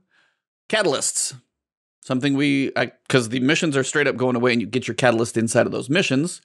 All of the catalysts for Hawkmoon, Dead Man's Tale, and Agar Scepter, I was wondering about that one as well. Those are all going to go into playlist activities, Strikes, Crucible, Gambit. So you'll be able to get those there. I guess Agar Scepter is just going to be from the kiosk. It's actually going in there. And then the full list of catalysts we're also finally getting Outbreak Perfected, Whisper of the Worm, and Fourth Horseman. I actually didn't know wasn't there.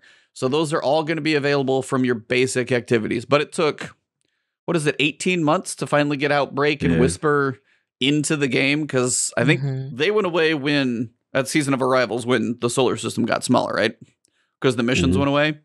And then after that, we haven't been able to get the catalyst for 18 months. And now it's just like, oh, it's in the playlist activities. I have a question. Why did it take 18 months to put it in the playlist activities?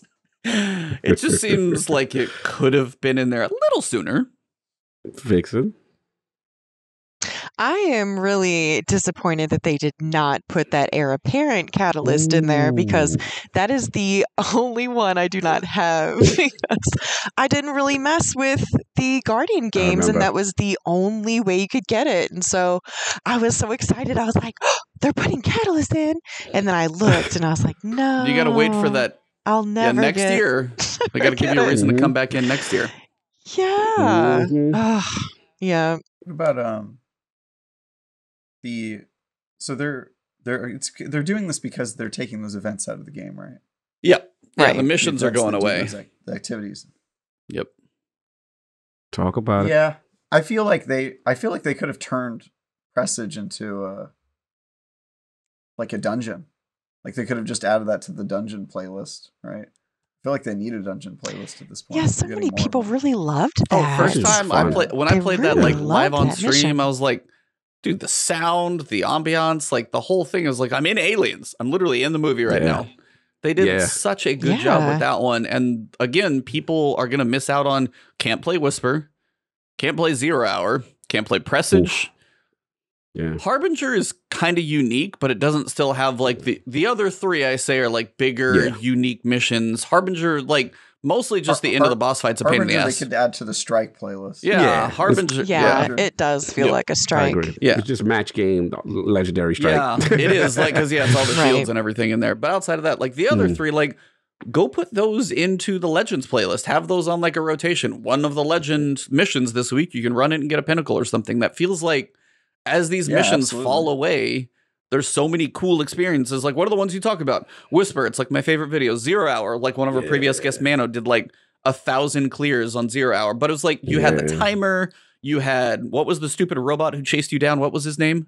Oh, what was his name? It wasn't Trevor. Yes. Trevor. Yeah, it's like nobody's going to know the first time you jumped down. Ah! Like the scream of Trevor.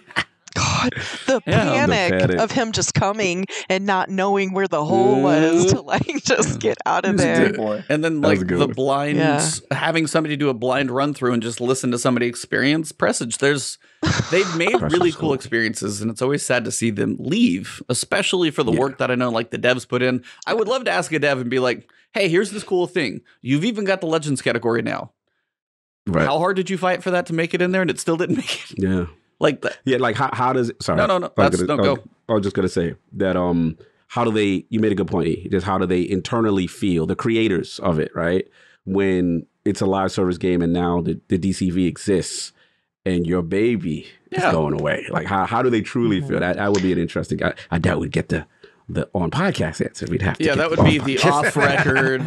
But I mean, even take this season now, like Shattered Realm. That's a really cool activity that all three of us raved about because it was like you had the Metroidvania, unlocking stuff as you went through the weeks. Again, it's like a cool seasonal activity. And yeah, this was a 6-month season, but if the delay wouldn't have been there, that still probably would have been the same activity, I would imagine. And it's like that cool activity gone. Like the expunges and the override, the stuff that's done on the planet surfaces, like the overrides, Season of the Worthy, where you're like, hey, this is just a public event. Those I don't think people are as attached to, but when you make an entire realm, I always hate to see those go. Yeah, I agree. The effort, the memories, I totally agree. Well, the next topic, which is one of the better reasons why we have this guest here, she's been patient and waiting for this one, I'm sure. The raid date is upon us. We have the official raid date, raid time. We do not have the raid name.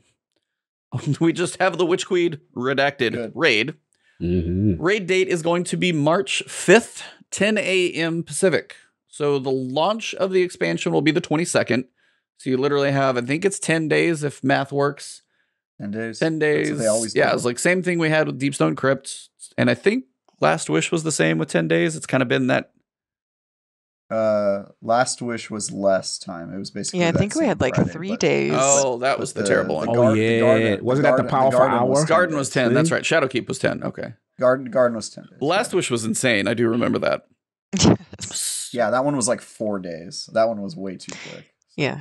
Yeah, this is exactly what I thought I was going to do, because since I'm reviewing this game, I'm going to have 10 days, and then I'll write my review or finish my review the day of the raid, assuming I can beat it that day. Yeah.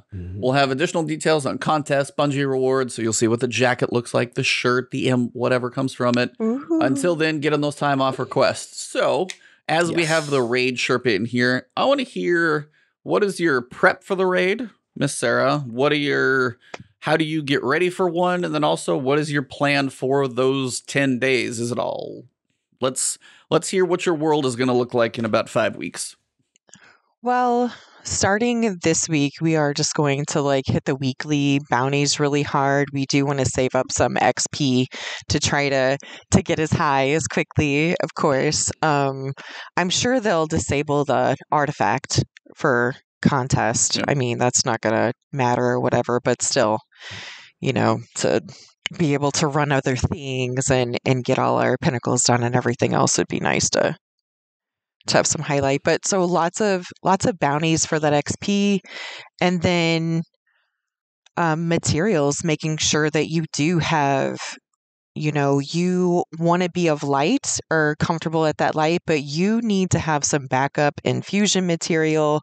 You don't know what's going to be good or what's going to be good for this encounter, that encounter. It's important to just have that extra infusion material so that if they're like, okay, it's going to be, this or that, you can put that in there and equip it and keep going. And you're not like, oh, this is the only thing I can run, So you definitely don't want that. Just have enough materials, glimmer, get in there, work with your team, help each other, do that prep work, do that, your pinnacles and stuff when it comes time, so that everybody's helping each other and getting up as quickly as possible. Yep, I agree. I think it's homework season. Yes. You know the routine, you prep now. We know the routine, y'all. You get your bounties. I seen E put the tweet out, he's getting this week. He's got his Iron Banner ones done and stuff like that. Trav is going to be in the mode, in the zone, with the review. I'm going to be, basically what I did is, the last weeks, just make sure I did my, sandbox optimal things, Catalyst done and Arbalest stuff and, all the things that, because we know the meta is going to shift and we're just getting ready. But this for the raid, I love, that space, that just give people the space. I love Saturday, right? I mean, that's what yes. Thank God, Saturday at 10 a.m. So much better for everybody. So much better. They've got record engagement. We remember, what was it? Was it Fault or what was the one before? Was it the one before when did they do the Saturday Deepstone Crypt was 10 o'clock, I think, because it had the most engagement. Because that had the most engagement and clears and stuff than they've had before. Crypt. I feel like. Yes. Yeah, you're absolutely right. It was Crypt. I remember how pleasant that was, for the most part, and give people time. We got the caps. We know what the numbers are. You give people enough time. We don't have to destroy ourselves for 2-3 days with no sleep and eyeballs bulging. You know what I'm saying? And then you get angry, you get frustrated at every single drop that doesn't go your way. And it was pain. We've all survived those days. So it's good to see them, on this side. And the last point for me is contest mode. Please, please, please, please. After it happens, let's leave it around for those who still want it, and let's reward those who want to engage in that type of activity, because we know what's going to happen. Once that raid is beat and they take it off, it's going to start. Let the melting begin. Seriously, it does go so fast. Ooga booga. Hiya. Yes. And you're out of here. We know what's going to happen. So please, Bungie, the community wants this really bad. Give them that challenge and reward them. Maybe put a unique reward. Put something. Give some incentive or something. It was like the same way they did. You had the 24-hour emblem. Make it unique. Totally get it. Yep. But then, if you want to go do it on contest later, you could get. I don't even know if you could get both, or you just automatically get both. But to get that emblem, you got to do it in 24 hours. Do something different to have the contest be at least worth the challenge. And it also would help people for, what would people be doing right now if, say, Deepstone Crypt was on contest? They would be practicing being basically underleveled right now, because you actually could practice it, as opposed to, I can kind of equip some low stuff, maybe. Like, it actually really kind of lets you practice some of those difficult things. And here's a thought. Trav might appreciate this. How about increase the raid drop percentage of raid exclusive exotic stuff? You do higher difficulty stuff. How about that? Because there's a lot of guys still ain't got Vex. Eyes of Tomorrow. I think, and I say this as a very, very biased person who beat Deepstone Crypt in the first 24-hour period during contest mode. I think if you beat it in contest mode, you should get the exotic. That's fair. I think if you beat it that first week, that first 24 hours, I think you should get it. The fact that I beat Deepstone Crypt in contest mode, and then I had people that hadn't beaten it in contest mode get Eyes of Tomorrow right away while I had to grind it for 9 months or however long it was. Like, that's completely ridiculous to me. Yeah. So I think that's a good, because then it would be on. If you had a guaranteed drop if you beat it at 24 hours, like, people would be trying way harder to beat it. Be like, is this kind of a tough boss? No, we're in this thing until I pass out at 24:01. Like, we gonna do this. Yeah. But we know about the artificial extension of fun. You know how they do. Or rip Destin in the back. Destin in the back. Yeah, I was like, You know what's funny is people have, Destin in particular had absolutely no sympathy or empathy for anybody who is grinding that hard until it happens to him. Yes. Like, I remember he was all that way about Anarchy because he had to grind Anarchy forever. And then as soon as it was my turn with Eyes of Tomorrow, he was just like, bro, whatever. Just like keep playing until you get it. I got mine, care bro. at all. And then now that it's happening to him to Vex, he's like, this is stupid. And I'm like, yeah, bro, like, that's how I felt. Like, it's Trav, you gotta let it do. All right, guys, I'm out for the night. Signing off. Catch you guys later when they see that exotic drop. They done. Yeah, they got it. Right. My God. So, Sarah, what about you? Have you been lucky on your grind for raid exotics, or have you had any long extended slogs for any drops? I think my 1K. I think literally I was waiting on my 1K for my Ravensbane. So it was like awful. So that one, I think it was probably like 60 something runs of it. But I mean, I feel for everybody on the, like, one of our clanmates, I mean, it was 3 times a week. It was 85. 85 runs. Yikes. And then he has gotten 7 Vex. Yeah, see that? I'm so with y'all. Like, that got to stop. As much as I put the controversial tweet out, I know he's going to come for me about the engagement with the raid drops, but there that has to be a cap. Stop. There cannot be. The algorithm cannot reward someone who already has the raid specific drop over someone who's never gotten it. Like, that cannot happen. And then maybe the percentage, like, it almost feels like it's like a 1% chance increase every raid. Like, what is the actual percentage probability of this algorithm? It's busted. Yeah. And that's the thing. If you told me it's like, hey, if you got to do it 20 times, if you do a raid 20 times, you have, like, paid your dues. You know how to raid. You've done it enough, whether it's like, you're probably not going to get Sherpa'd 20 times. You're going to have to step up, going to have to play a part, going to have to, like, learn the mechanics to an extent. Likely, I would imagine, to actually guaranteed get it. There has to be a set limit, because when you're saying 60, 80, that's why, honestly, I have not gone for some of those, is because I tend to not raid that much. But it's like, if that's like, I've experienced the raid, especially like Vault, I've done most of it before.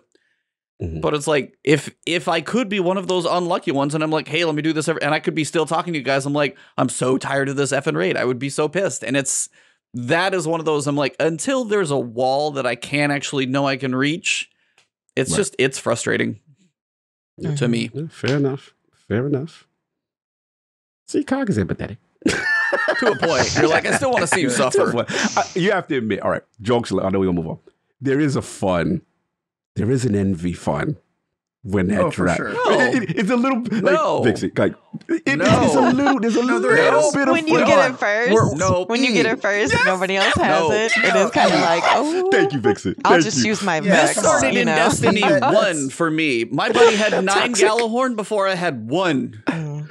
But you know what it is? It's like, but that's because you were on the receiving end of that. Of course, you're not for it. I think Cog's point is that there is some fun to the idea of some people having it, and some people not having it. And I think that's the only reason that Bungie has allowed kind of this Wild West model to rule. But there's got to be a limit. There's got to be a limit where at some point it stops being fun and it starts being like, okay, screw this. It's sad. Like, I'm sick of it. It's just sad. Yeah. It's just every week. I mean, because that's what we do, after we Sherpa everybody, like right now, we're just trying to help everybody, get their three clears every week, try to get their Vex and stuff. And it's sad. It's sad when you take the same people and it's like, is it there? Is it there? Like, no.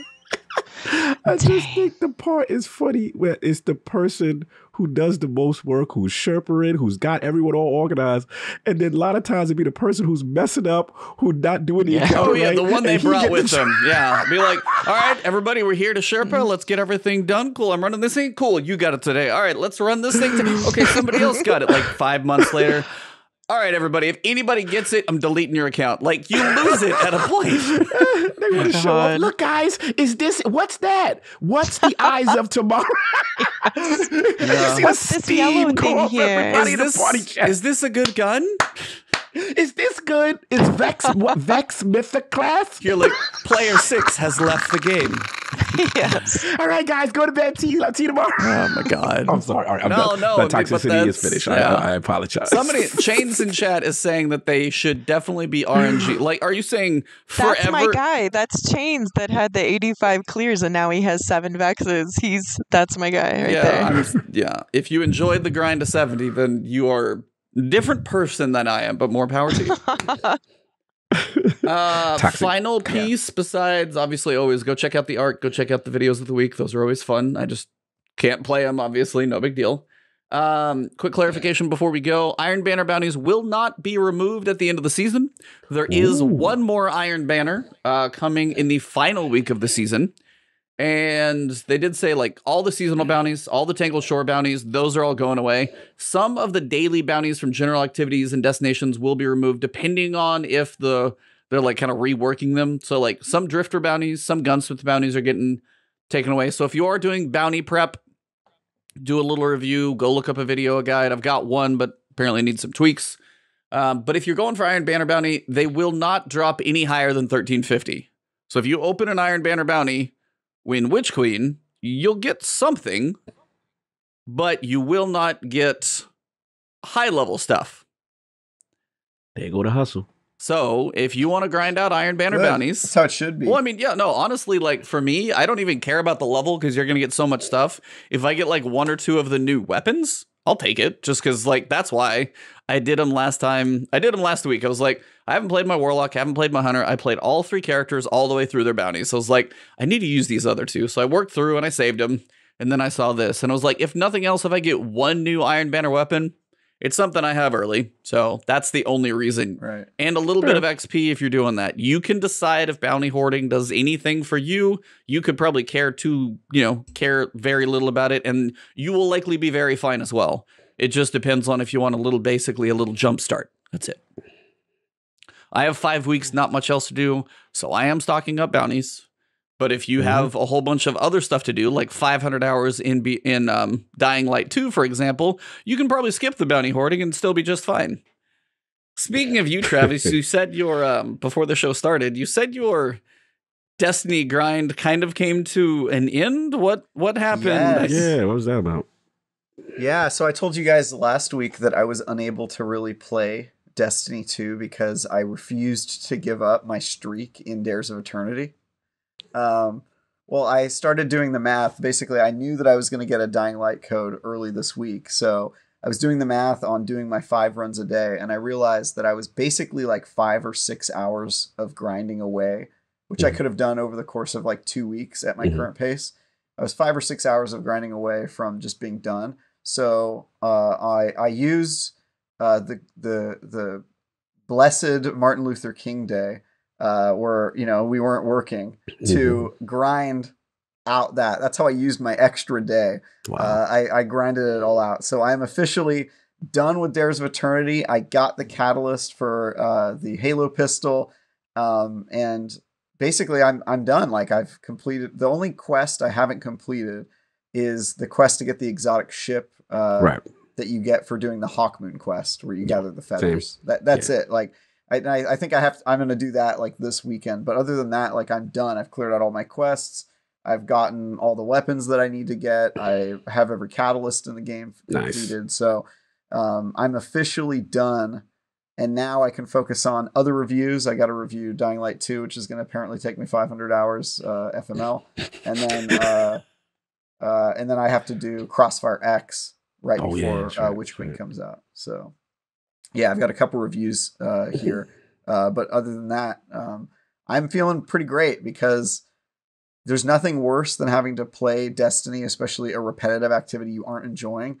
Grind it and grind it and grind it, and then right when Witch Queen comes out, you're already like sick of it. You know, you're already sick of Destiny. Need that break. So now I'm gonna get to take like a full month off since Trials is basically dead because Bungie stopped updating it a while ago. Since that's the case, I'm sort of just not gonna play Destiny in this final month, knowing that I'm already prepared. And I'm sure, as Ebontis was saying, they'll probably make us play like 2 weeks before the expansion comes out. Oh, right? yeah. You know the law. There's got to be like an ending to the Savathun story. Yeah. I think you're muted. Yeah. Yep. Yeah, just the story drop will probably happen. Again, if Iron Banner's the last week, my hunch is the story will be the week before that. Somebody was saying there was like some in-life alignment like of the moon, or there's like a lunar alignment. There's something going on in real life that we were I was streaming one day, and actually Jarv, we've had him in before, he actually mentioned that as something they could, like, if they wanted to mess with like astral alignment and actually tie it in with something real, they could do it on February 1st. But again, I still think that would be like 3 weeks out. I'm still, my money, if I had to put my money on, would be the 8th. So Lunar New Year. Thank you. Yep. Fair enough. So that is most of it for the TWAB. I think that covers just about everything, though.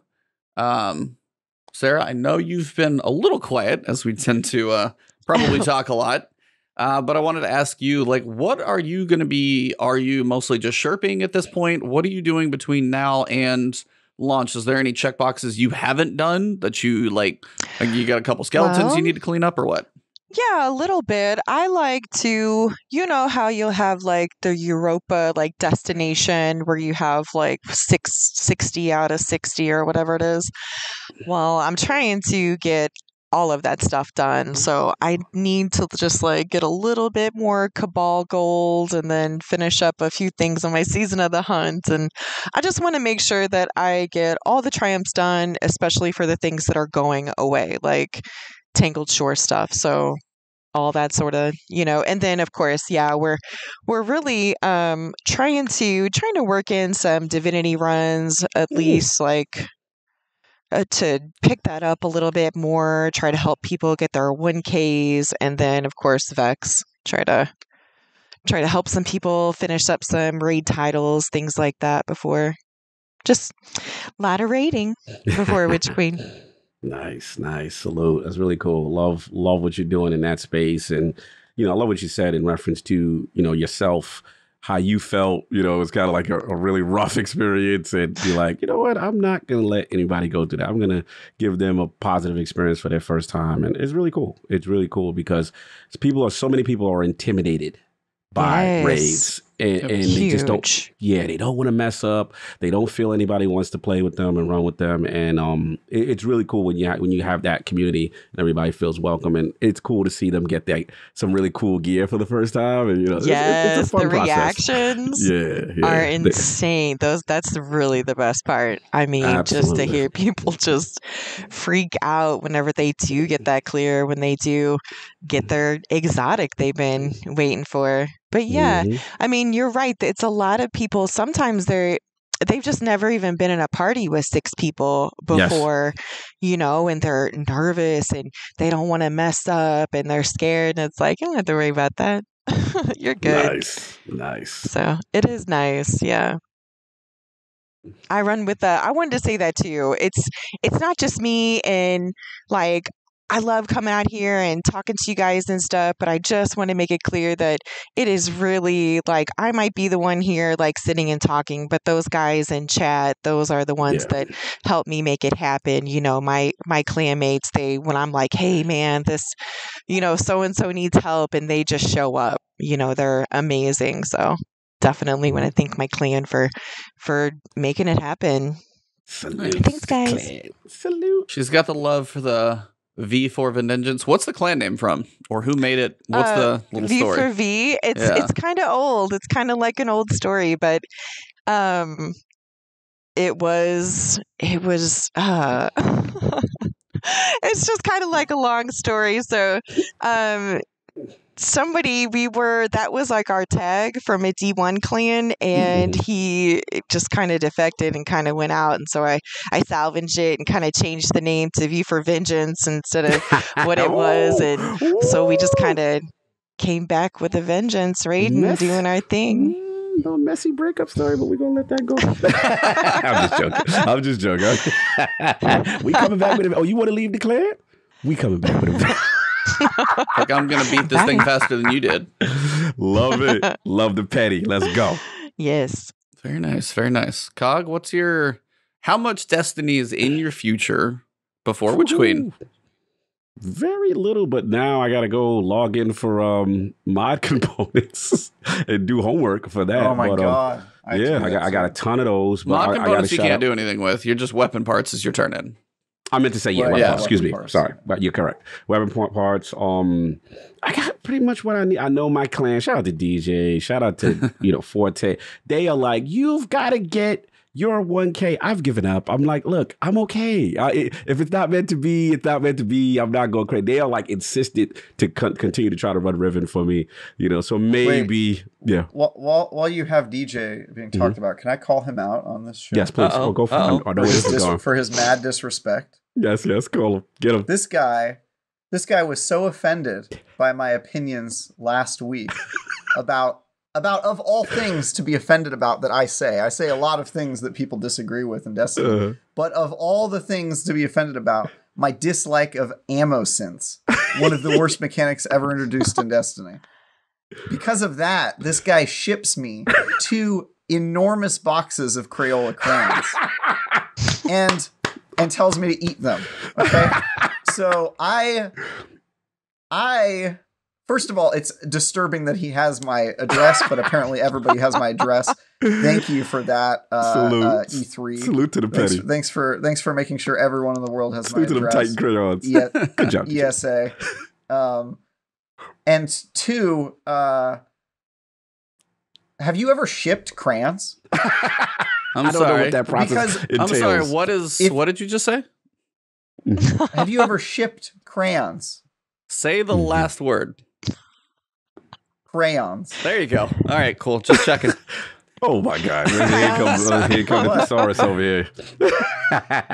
You're fine. Continue. No, Sarah laughed. She knew what I was doing. Thank you. Somebody got it. Yes. If you have ever shipped crayons, then you know that they don't show up intact. It is a mess in there. You open the bag and it is just, the tips are broken off. The colors are all mashed together. It's disgusting. And so I basically opened a bag that was a goopy mess. So thanks for that, DJ Petty. DJ. Oh my God. You monster. He's a beast. Absolute beast. E? What? No, just in general. For what? No, just in general. Oh, no. I was going to say, Necro did have a super chat, $5 super chat. Necromancer, I can't tell if that's an expiration. Xyle? There's probably a story behind that name. What exotic does everyone miss from Destiny 1? For me, it's Icebreaker. That's actually a good one because there's not a lot of them that are left from there. I was like, there's a lot of them that are in D1. Icebreaker is probably one of the most unique.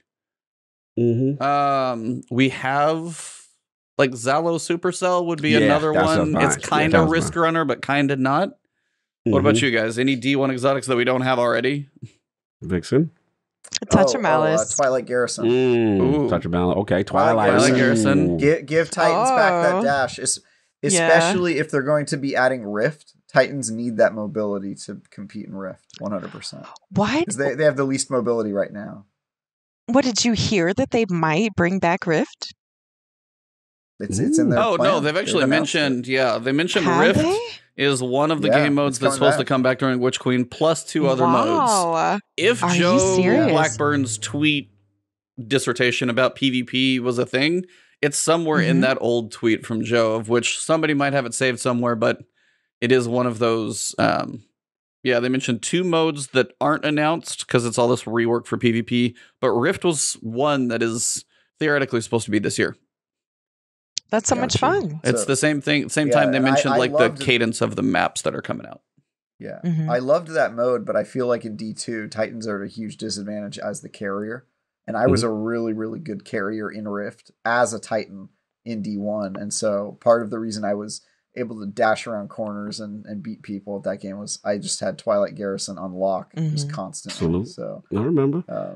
Sarah, for me- you I think we need Sarah that. said sorry. Touch of Malice, right? Yeah, she said touch. Yeah. That's Yeah. a unique I mean, one. what are you really going to do with it? I don't know, but I loved that weapon because just everything about it. It was hard to get. It was cool looking, and it just got cooler as you used it. And if you have the right people around you, like your Titan bubble popped, you can step a foot in there and survive. Mm-hmm. Yeah, very it was cool. definitely unique, and I love the way you The look. built the weapon too, like the look of like it Yes. draped over kind of the heart. It was a very unique one. That was a raid exotic that was true to the raid, had the heart of the raid in it, kind of had a feel. Unfortunately, as you Yeah. said, it doesn't have much purpose outside of it because it kills you. Yeah. But in the raid, Yes. nice to Yes. have. Necrochasm, actually, Siva just said it. Necrochasm. Yeah. If you want to talk about one that was a pain in the butt to get, trying to get that initial drop from. That drop. Yeah, Oh, yeah. that was brutal.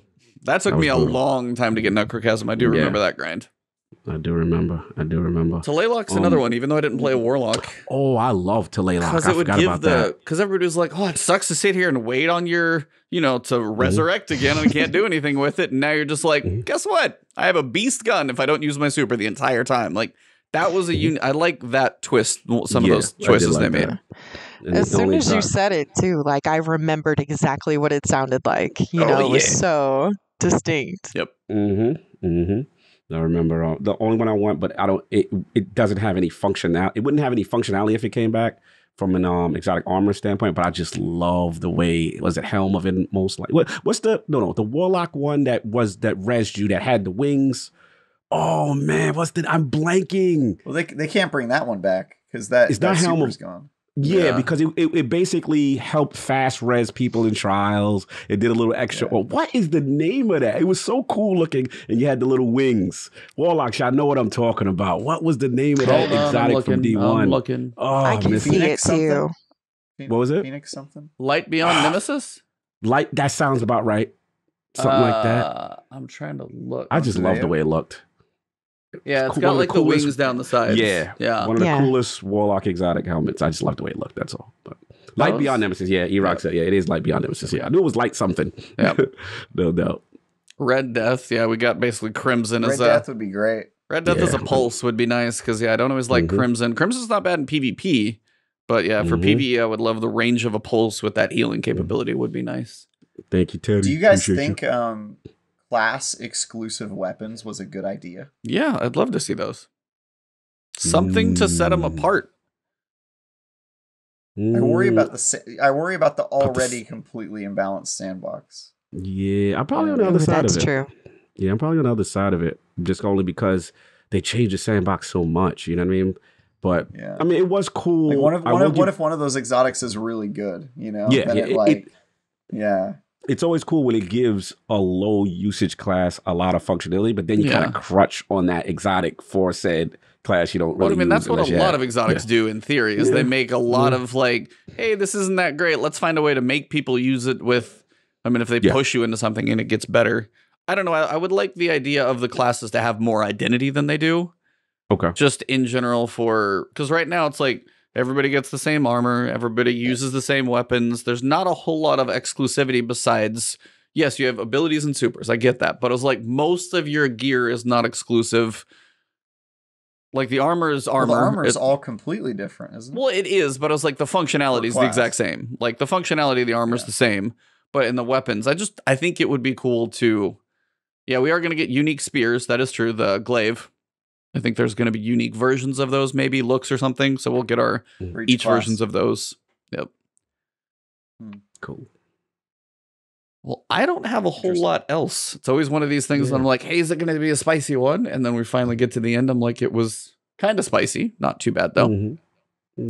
But as we do wrap this thing up, right on about 2 hours, too. Not too shabby. I wanted to ask, Sarah, if you want to let people know basically where to find you in the world of Sherping, the best place to track you down if they have questions about raids on Twitch, just anywhere they can find you, anywhere they can look for you. If they're looking for raid help, and please, do you have backpack space? Where do I go? Let everybody know. Yeah, Twitter. You can find me there. The Sarah Janae, but I know my middle name is kind of hard to spell, so that's okay. If you just looked for the VertigoVixen on there, you could find us, or hashtag V4V. I think you could probably track us down through that too, or that's pretty much it. Xbox. You can message me on Xbox or on Bungie. On Twitter. We're out there. Salute. So let's add you on Xbox right now. Yeah. Yes. Yeah. Salute to the Vixen. Yeah, tremendous. A lot of fun. Love hearing those stories. Love hearing the Sherpering, the raid stuff. And we're ready. We're getting ready for Witch Queen, and it's that time. We're getting into that time now where we're starting to wind down, and it's always cool. It's always good to have new people in the campfire. So salute to the Vixen for coming through, blessing us with her knowledge and great gaming experience. Yeah, thanks for having me. It was really nice. Yeah, absolutely. It's like I told you. Yeah, no worries, no pressure. Yeah, V4V out there. You got your clan representing in chat. I'm kind of loving that they came to support you on this one, which is really cool. But they're the best. Yeah, it seems like you got a really good group, and that you guys are just trying to make raiding more approachable. So if you are looking for a group, if you manage to, LFG and trip into a V4V run, and you notice that that's their clan, definitely give them a shout out, because I'm sure it's going to be a smooth run, because they seem like they're a pretty well oiled machine. So absolutely. Thank you again very much for coming. But yeah, find her on Twitter, look her up. Just if nothing else, follow her and make her following even bigger.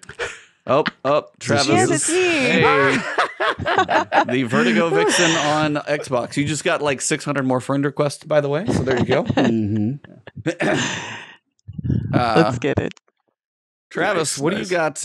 What are you going to be doing for the next 5 weeks? One game, right? Oh no! Yeah. So my I think the embargo for Dying Light 2 is February 2nd. Okay. So I have until like January 31st to beat the game and write the first draft of my review, and then I'll spend 2 days editing and working on the video and all that stuff for it to be live in time for February 2nd. So I've got like, what day is it today? The 20th. I've got 11 days to beat the entire game and get through it. So it sounds easy. That's a lot.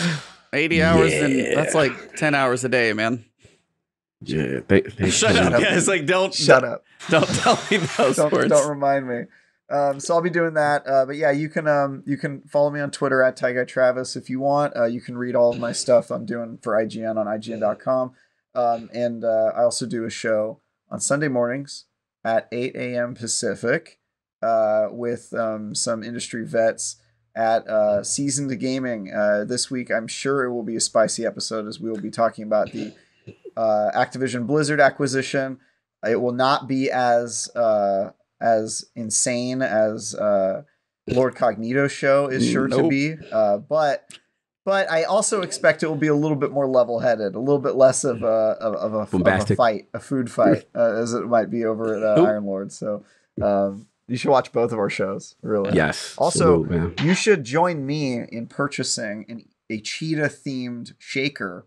Yes. I do not drink any liquids that require a shaker, but I do drink liquids that require that I represent my boy E.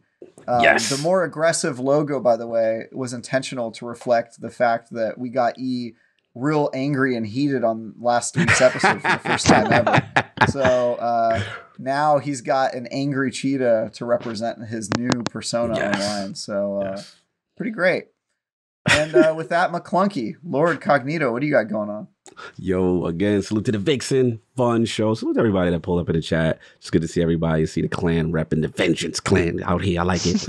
And it's been fun. For me, you already know, Iron Lord Podcast is going to be a movie. Let's just put it that way. It's going to be a Lord of the Rings extended edition battle. Yeah, I expect, a lot of bloviation and prophecy talk, and get ready. King is going to have a lot to say, but also tune in because we should have maybe some special guests pull up. I was going to say, do you have a guest in line or planned? Mystery. Oh, okay. Yeah, okay. It's secret. You got to watch live. Yeah, we got, because I don't want to jinx it. I was told there's a possibility.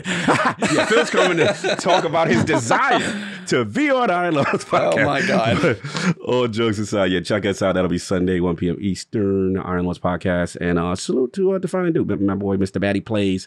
We will check that out if you are on Patreon. If not, just wait till Sunday. We have that discussion as well.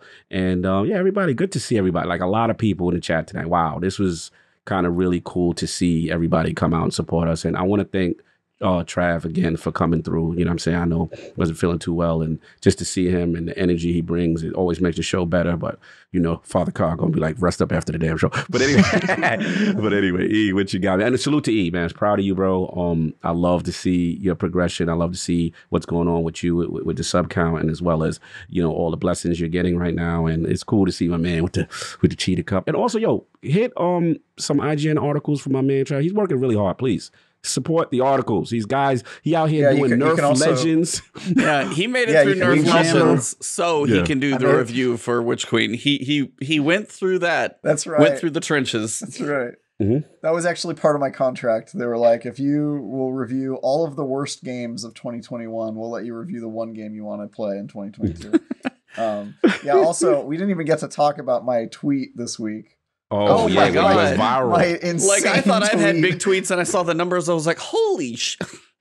I know, dude. That tweet is the funny insane. part is I gained like no new followers. It has like 41,000 likes, and I have like no new followers from it. But yeah, that was crazy. Epic. E. Well, for me, first, shameless last plug. The Abanta Shaker. You have 2 more days. That. Yeah. Go pick one of those up if you guys want to get my to first. Improve raid performance. Yes. Guaranteed. Yeah, keeping those beverages the temperature you prefer, whether it be hot or cold. You don't have to mix anything. The blender is an optional attachment. So you can just choose to keep your beverages at the temperature you prefer for as long as it will. Usually about 24 hours. It'll keep you cold or warm. But outside of that, of course, thank you guys for the support on Twitter, on YouTube, of course, the subs, the count, the views, and just the comments. It seems like a lot of people are getting a lot of benefits from the guides I'm doing to help you guys get ready. Obviously, if I can take that momentum into Witch Queen, that would be wonderful. So thank you guys for all of that. And then just everybody here. Sarah, thank you for coming in. I know you probably were like, I don't quite know what I'm getting into here, but I do hope you had a good journey with us through this little 2-hour chat of ours around the campfire. Absolutely. And of course, Travis, glad you were. You may get off this thing and pass out, or you're going to be like as a zombie. You're going to be a zombie. Bed. Yeah, you're going to be a zombie playing the zombie game. So just make sure you get some sleep in between your gaming sessions. That's all we ask. Yeah, my goal the next 3 days is to lay down and play Dying Light with one eye open. That's my goal. So what you need to do is see if you can get a TV above you in bed, so you can lay and play vertical that way. The dream. That is kind of the dream. I think that's where we're headed with VR headsets, right? You wear one, wear one. There you go. Yep. That's it. I don't even need to move. Paving the way for us to be that. Use hashtag use code Cognito for your Quest 2 purchases. All meta purchases use code Cognito. That's important. Savages. And I don't envy you, man. Sunday. And granted, I don't know who your guest is going to be, but Sunday, you are going to be hurting cats. Honestly, it's going to be hilarious. I'm going to watch that episode. I'm definitely going to watch that episode. I have to. I got a preview, and it's wow. And all I can say I wasn't ready. Shout out to our 49ers that live to play another week. By the way, we all are 49er fans, and we didn't know that before as we've met each other. We are all 49er fans. Last week was crazy. My wife is a Cowboy fan, so we were literally house divided for a little while. 14 penalties later, she didn't have too much empathy for him anyway, but Did you have to sleep on the couch that night? I've been sleeping in the other room for a week and a half because we've been sick, so it just works. No, it was all good. But Sarah, thank you. Travis, thank you. Cog, please go support all of these awesome people. Thank you guys for an amazing show. And to all of chat, all the very high record number of you who showed up live, or if you hear it in audio form, leave us a review, drop a like on the video, sub to all these channels, hit refresh, put a little bot on the IGN articles, whatever you can do. Support all these people. So for this episode number 181, thank you, Sarah. Thank you, Travis. Thank you, Cog. And myself, Ebontis. It has been the last word.